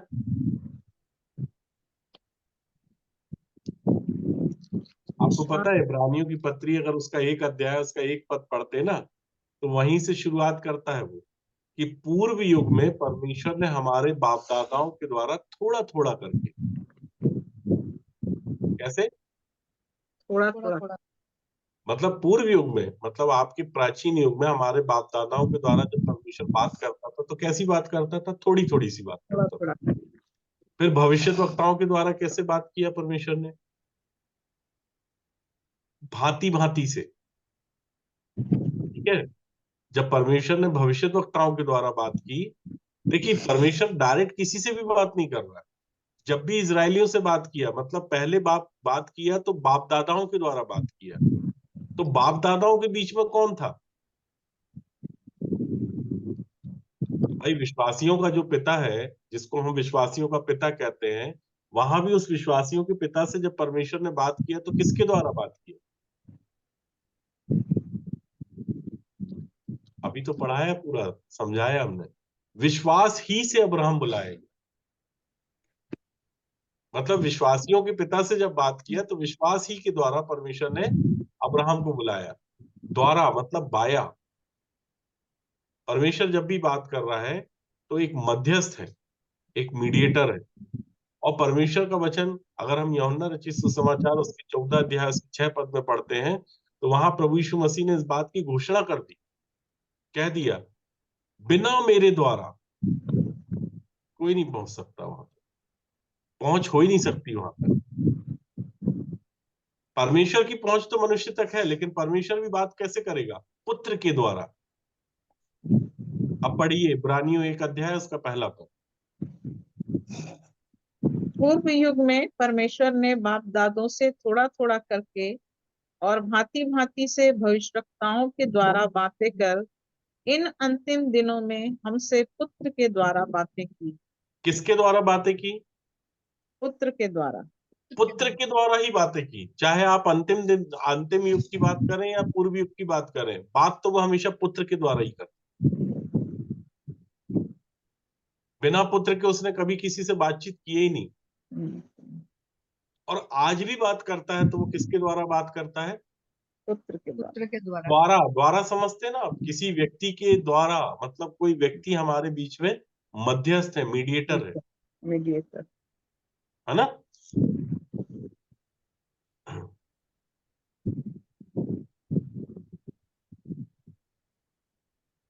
समझ रहे हैं मेरे प्रियो? ये भी। तो विश्वास की दशा को समझ गए, विश्वास को समझ गए आप? कौन है विश्वास के कैरेक्टर में? इसलिए विश्वास जो है ना वो छोटा है पिताजी से। अभी तो हमने आशा के विषय में नहीं बताया, और अभी मैंने आपके सामने सिर्फ सारवान तथ्य को पेश किया है। अगर इस विषय को खोल के बताने लग जाएंगे ना, तो ये इतना बड़ा विषय है, इतना बड़ा विषय है कि कम से कम 3 से 4 संगति, 5 संगति में भी खत्म नहीं होगा ये विषय। और कभी अगर आशीष भाई आएंगे तो इस बीच में कभी इन विषयों को आप आशीष भाई से भी पूछिएगा, और आशीष भाई इसके और डेप्थ में लेके चलेंगे, है ना? विश्वास को और अच्छे से समझाएंगे कि क्या है विश्वास। पूछिएगा आप लोग, विश्वास क्या है? और परमेश्वर का इस वचन के अनुसार परमेश्वर और हमें इसकी डेप्थ तक लेके जाएगा और विश्वास को समझाएगा। समझ रहे हैं मेरे प्रियो? तो जो वचन इफिसियों की पत्री में लिखा है ना, उसका गहरा मतलब है विश्वास ही के द्वारा। किसके द्वारा? वहां भी यही बात बोला ना उसने। चलिए हमारे साथ निकालिए इफिसियों की पत्री,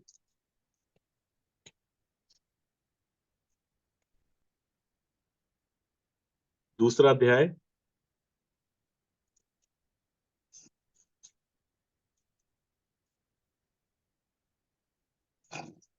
और उसके 4 पद से पढ़िएगा। धीरे धीरे पढ़िएगा, समझ के पढ़िएगा इसको, है ना? परंतु परमेश्वर ने, जो दया का धनी है, अपने उस बड़े प्रेम के कारण जिससे उसने हमसे प्रेम किया, जब हम अपराधों के कारण मरे हुए थे तो हमें मसीह के साथ जिलाया। मसीह के साथ जलाया। ध्यान से समझिएगा ना इसको। यीशु के साथ नहीं जलाया, मसीह के साथ जलाया। कह रहा जब हम अपराधों के कारण मरे हुए थे तो हमें मसीह के साथ जलाया। तो किसको जलाया? ये जो कलीसिया है, ये इफिसियों की कलीसिया है। ये कलीसिया जला दी गई कलीसिया है। और ये जो कलीसिया है, ये यीशु के साथ मारी गई, यीशु के साथ गाड़ी गई, इसलिए ये मसीह के साथ जला दी गई। और जो मारा गया और जो गाड़ा गया, और वो विश्वासी जिसके विषय में ये कलीसिया के विषय में बात कर रहा है, उसके 2 अध्याय उसके 1 पद को पढ़िए। उसने तुम्हें भी जिलाया जो अपने अपराधों और पापों के कारण मरे हुए थे। तो शुरुआत यहां से करता है पौलुस, कहता है उसने तुम्हें भी जिलाया। तुम्हें भी जिलाया मतलब लेखक जो कह रहा है, दूसरे को संबोधित करके कह रहा है कि उसने तुम्हें भी जिलाया कहता है। मतलब जिस लेखक ने इस पत्री को लिखा है वो कैसा है? हाँ जी, स्वयं जिलाया हुआ है। वो स्वयं जिलाया हुआ है। इसलिए तो वो कह रहा है कि जैसे उसने मुझे जिलाया वैसे तुमको भी जिलाया कहता है। जब भी शब्द आता है ना, तो वहां तुलनात्मक अध्ययन हो रहा है, तुलना की जा रही है। मतलब पौलुस अपनी तुलना कलीसिया के साथ करके कह रहा है उसने तुम्हें भी जिलाया। मतलब मुझे तो जिला ही दिया, तुमको भी जिला दिया। मैं तो अपने पापों और अपराधों में मरा हुआ था और मैं जिला दिया गया, और साथ ही साथ तुम भी जिलाए गए। और ऐसी कलीसिया को वो कहता है कि जब हम अपराधों के कारण मरे हुए थे तो हमें मसीह के साथ जिलाया। जिलाया किसके साथ जाता है? मसीह के साथ, मसीह के मसीह के साथ, साथ। और मारा किसके साथ जाता है? यीशु के साथ। यीशु के साथ, मारा यीशु के साथ जाएगा, गाड़ा यीशु के साथ जाएगा। और जो यीशु के साथ मारा गया है, यीशु के साथ गाड़ा गया है, विश्वास की दशा में मारा गया है, विश्वास की दशा में गाड़ा गया है, वो मसीह के साथ क्या होगा? जिला दिया जाएगा। जिलाया जाएगा। समझ रहे हैं आप? आगे पढ़िए। जी। अनुग्रह ही से तुम्हारा उद्धार हुआ है। अनुग्रह ही से तुम्हारा क्या हो गया है? उद्धार हुआ है। उद्धार। अनुग्रह से, अनुग्रह ही से, मतलब यहां भी अनुग्रह कैरेक्टर में आप समझिए। विश्वास, अनुग्रह, आशा, ये सब कैरेक्टर हैं। ठीक है। अनुग्रह ही से तुम्हारा क्या हो गया? उद्धार हुआ। आगे। उद्धार। और मसीह यीशु में उसके साथ उठाया और स्वर्गीय स्थानों में उसके साथ बैठाया। उसी के साथ उठाया है, उसी के साथ बैठाया। साथ होना जरूरी है। विदाउट क्राइस्ट कोई कुछ नहीं कर सकता। कोई बिना मेरे द्वारा परमेश्वर के साथ पहुंच ही नहीं सकता। ठीक है। आगे। कि वह अपनी उस कृपा से जो मसीह यीशु में हम पर है, आने वाले समयों में अपने अनुग्रह का असीम धन दिखाए। आने वाले समयों में अपने अनुग्रह का असीम धन दिखाए। आने वाले समयों, कलीसिया से कह रहा। आगे पढ़िए। क्योंकि विश्वास के द्वारा अनुग्रह ही से तुम्हारा उद्धार हुआ है। अब किसके द्वारा हुआ बताइए उद्धार? विश्वास के द्वारा। अनुग्रह ही विश्वास से। समझ रहा है, या कैरेक्टर में है? कैरेक्टर की भूमिका में है विश्वास। तो बता रहा है विश्वास के द्वारा। किसके द्वारा? विश्वास के द्वारा। विश्वास के द्वारा। विश्वास के द्वारा अनुग्रह ही से तुम्हारा उद्धार होगा। तो उद्धारकर्ता कौन है? परमेश्वर ने बोला यशायाह में कि मैं ही उद्धार करता हूं, मुझे छोड़ दूसरा कोई उद्धार करता नहीं है। लेकिन जब प्रभु यीशु मसीह का जन्म हुआ तो बोला कि तू, मरियम से बोला कि तू उसका नाम यीशु रखना। वह अपने लोगों का उनके पापों से क्या करेगा? उद्धार करें। उद्धार करेगा। वह अपने लोगों का उनके पापों से उद्धार करेगा। तो कौन करेगा उद्धार? मसीह। यीशु करेगा ना उद्धार। और यहां ये बोलता है विश्वास ही के द्वारा। अब आप समझिए ना, विश्वास ही के द्वारा मतलब विश्वास कौन है यहाँ? किसकी भूमिका में है? यीशु। यीशु की भूमिका में है। मतलब यीशु के द्वारा अनुग्रह से ही से तुम्हारा उद्धार होगा। समझ रहे हैं आप बात को? जी भैया। विषय बहुत बड़ा है मेरे प्रियो। 9:45 हो गए हैं। अगर मैं अभी बोलने पे आ जाऊंगा ना तो मेरे ख्याल से 10:30 बज जाएंगे, और वो भी कम पड़ जाएंगे। फिर अमन भाई बोलेंगे पंकज भाई इतने दिनों बाद आते हैं और 10 बजा देते हैं। है ना? तो विश्वास, क्योंकि विश्वास के द्वारा, यहां समझिए, विश्वास के द्वारा, यहां कौन है? विश्वास है। विश्वास के द्वारा अगर उद्धार होगा तो किसके द्वारा होगा? विश्वास के द्वारा। ठीक है। विश्वास के द्वारा। और अनुग्रह, अनुग्रह तो ग्रेस है। आप कॉपी खाली छोड़ के आएंगे तो ग्रेस नहीं मिलेगा आपको। आपने कोशिश क्या की? आप विश्वास की दशा तक पहुंचे कि नहीं पहुंचे? और यहां तो विश्वास की दशा तक पहुंचना है, विश्वास की दशा में मरना है, और विश्वास की दशा में ही एक व्यक्ति जिएगा। मतलब उसका मारा जाना और उसका गाड़ा जाना कैसे होना चाहिए? विश्वास की दशा में। अब इसको मैं आपको एक एग्जांपल से समझाता हूं, जल्दी समझेंगे आप लोग। अभी भारत की टीम लौट के आई ना? कहाँ आई थी लौट के? कौन सी जगह में आई? भारत के किस शहर में आई लौट के? दिल्ली। दिल्ली। मुंबई में उनका परेड हुआ। है ना? तो जिस समय वो लौट के आई तो आप बताइए लोग कैसे कैसे, मतलब उनका उनका विजय प्रवेश कैसे कर रहे थे टीम का? अच्छा, जीता कौन? मैच कौन जीता? तो 11 खिलाड़ी वर्ल्ड खेल, कप कौन जीता? 11 खिलाड़ी जो खेल रहे थे वो। भाई जो 11 खिलाड़ी खेल रहे थे वो लोग जीते, तो फिर खुश अमन भाई क्यों हो गए, पंकज भाई क्यों हो गए, बेला बहन क्यों हो गई, इंदिरा बहन क्यों हो गई, या हमारे पूरे 150 करोड़ देश के लोग क्यों खुश इतने हो गए? वो तो नहीं खेले, इंडिया को रिप्रेजेंट कर रहे हैं।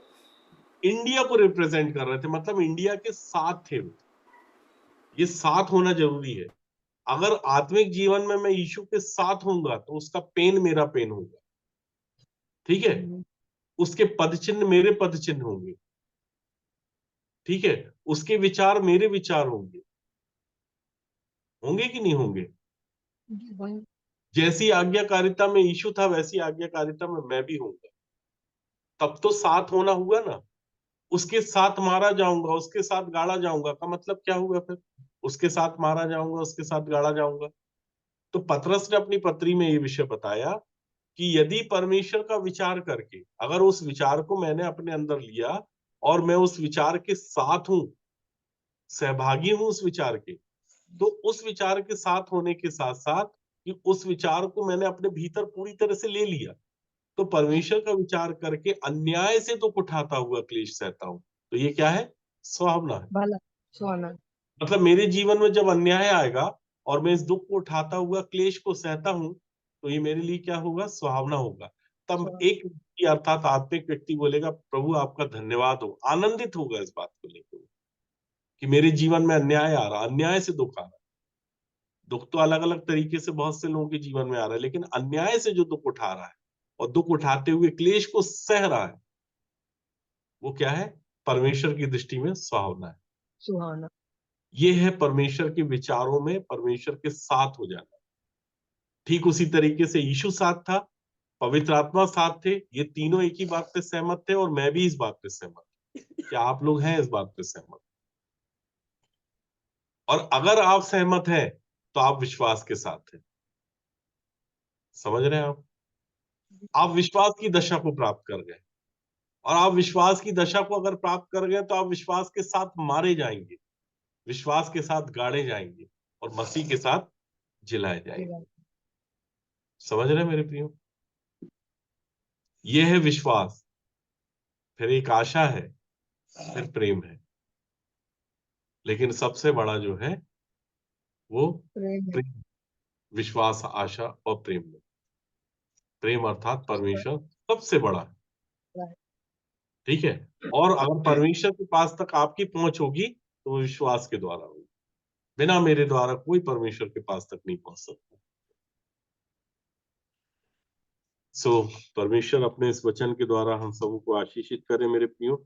आगे भी हुआ तो परमेश्वर अपने इस वचन के द्वारा हमें और प्रकाशित करेगा और प्रकाश डालेगा, ताकि हम इस विषय को समझें कि क्योंकि विश्वास ही के द्वारा अनुग्रह ही से तुम्हारा उद्धार हुआ है, और ये तुम्हारी ओर से नहीं वरन परमेश्वर का दान है, ठीक है। विश्वास जो है एक्चुअल में परमेश्वर का दान है। अब वो कैसे है, इस विषय को हम लोग थोड़ा सा और समझेंगे, लेकिन एक वचन हम और पढ़ेंगे ताकि इस विषय को समझने में आपको परमेश्वर और सहायता करे। आप लोग भी इस वचन को फिर पढ़िएगा, हमारे साथ निकालिए पतरस की पत्री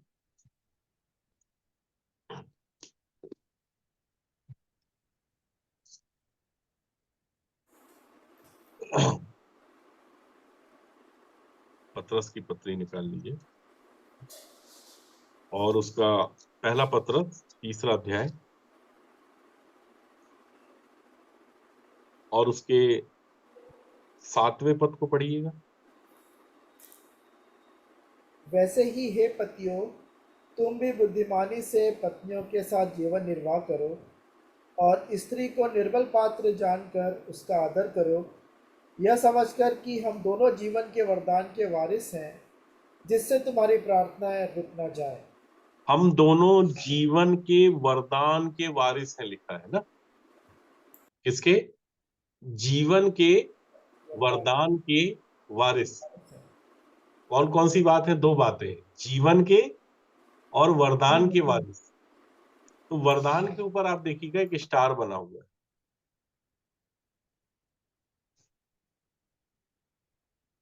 बना है नीचे, उसको अनुग्रह, पढ़िए क्या लिखा है। अनुग्रह। देखिए, वरदान को आपके सामने एक बार बहुत अच्छे से डिफाइन किया गया था। वरदान का मतलब होता वर दान।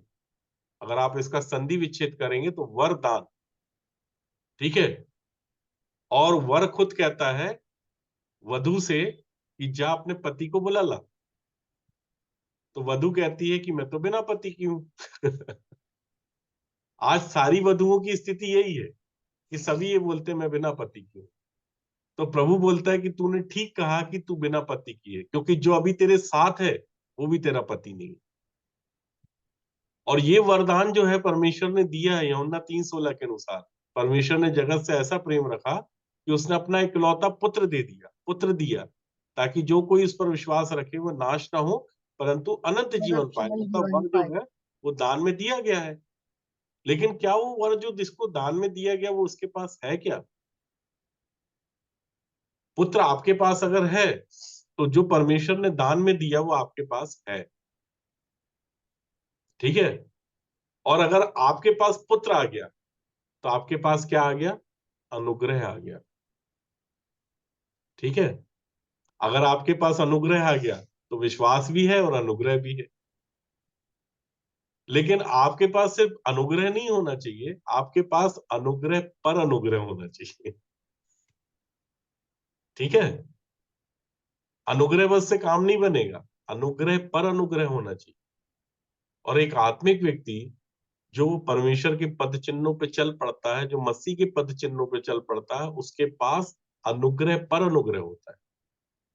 अनुग्रह तो सबके पास है, सभी लोग बोलते हैं अनुग्रह है, लेकिन मैं ये बोल सकता हूँ कि मेरे ऊपर या मेरे पास अनुग्रह पर अनुग्रह है। तो आगे आने वाले समय में हम इस विषय को समझेंगे, देखेंगे, जानेंगे कि अनुग्रह पर अनुग्रह क्या होता है, ठीक है। और विश्वास की डेप्थ को जानेंगे, है ना, वरदान को समझेंगे, फिर हम उद्धार को कैसे प्राप्त करेंगे इस विषय को भी हम रखेंगे। और परमेश्वर मेरे प्रियो यही चाहता है कि एक व्यक्ति जैसा पौलुस तीमुथियुस को जब पत्र लिखता है, जो उसका प्रिय चेला है, जो उसका पुत्र है, तो बस वो यही बात कहता है कि ये बात सच और हर प्रकार से मानने की योग्य है। मैं जब से जुड़ा हूं इस संगति में हमेशा इस बात को अपनी किसी न किसी संगति में हाईलाइट जरूर करता हूं, और मैं इस बात को कहता हूं कि ये बात सच और हर प्रकार से मानने की योग्य है कि यदि हम उसके साथ मर गए तो उसके साथ जिएंगे जिएंगे जिएंगे भी, जिएंगे भी। ठीक है। तो बात होती है WILL, विल में, जिएंगे, लेकिन साथ जिएंगे मरे तो पहले। और मरे तो कौन सी दशा को प्राप्त करें? विश्वास की दशा को, विश्वास। यीशु की दशा को प्राप्त करें, पुत्र की दशा को प्राप्त करें। अगर हमने उसकी दशा को प्राप्त नहीं किया तो हम मसीह के साथ जिलाए भी नहीं जाएंगे। तो परमेश्वर अपने इस वचन के द्वारा हम सबों को आशीषित करे, और परमेश्वर आपको इन वचनों को समझने की, बूझने के लिए ज्ञान और बुद्धि और समझ का आत्मा दे, ज्ञान और प्रकाश का आत्मा दे, ताकि आप उन बातों को, उन विषयों को जाने और समझें और गहराई से जानने और समझने पाए, जिसके द्वारा से मेरा और आपका व्यक्तिगत रूप से उद्धार होगा मेरे। सो परमेश्वर आप सबों को आशीषित करे मेरे प्रियो। मेरे वचनों के द्वारा अगर आपको कोई ठोकर लगी है, ठेस पहुंची है, तो परमेश्वर इस बात को जानता है कि मेरे प्रियो मैं आपसे बहुत प्रेम करता हूँ, और मेरा उद्देश्य किसी को आहत करने का और ठेस पहुंचाने का नहीं है, लेकिन परमेश्वर का सत्य वचन, जैसा परमेश्वर का वचन कहता है, एज इट इज मैं आपके सामने रखना चाहता हूँ मेरे प्रियो, क्योंकि ये वचन मेरा नहीं है, परमेश्वर का है और परमेश्वर की ओर से। सो आप सबों को जय मसीह।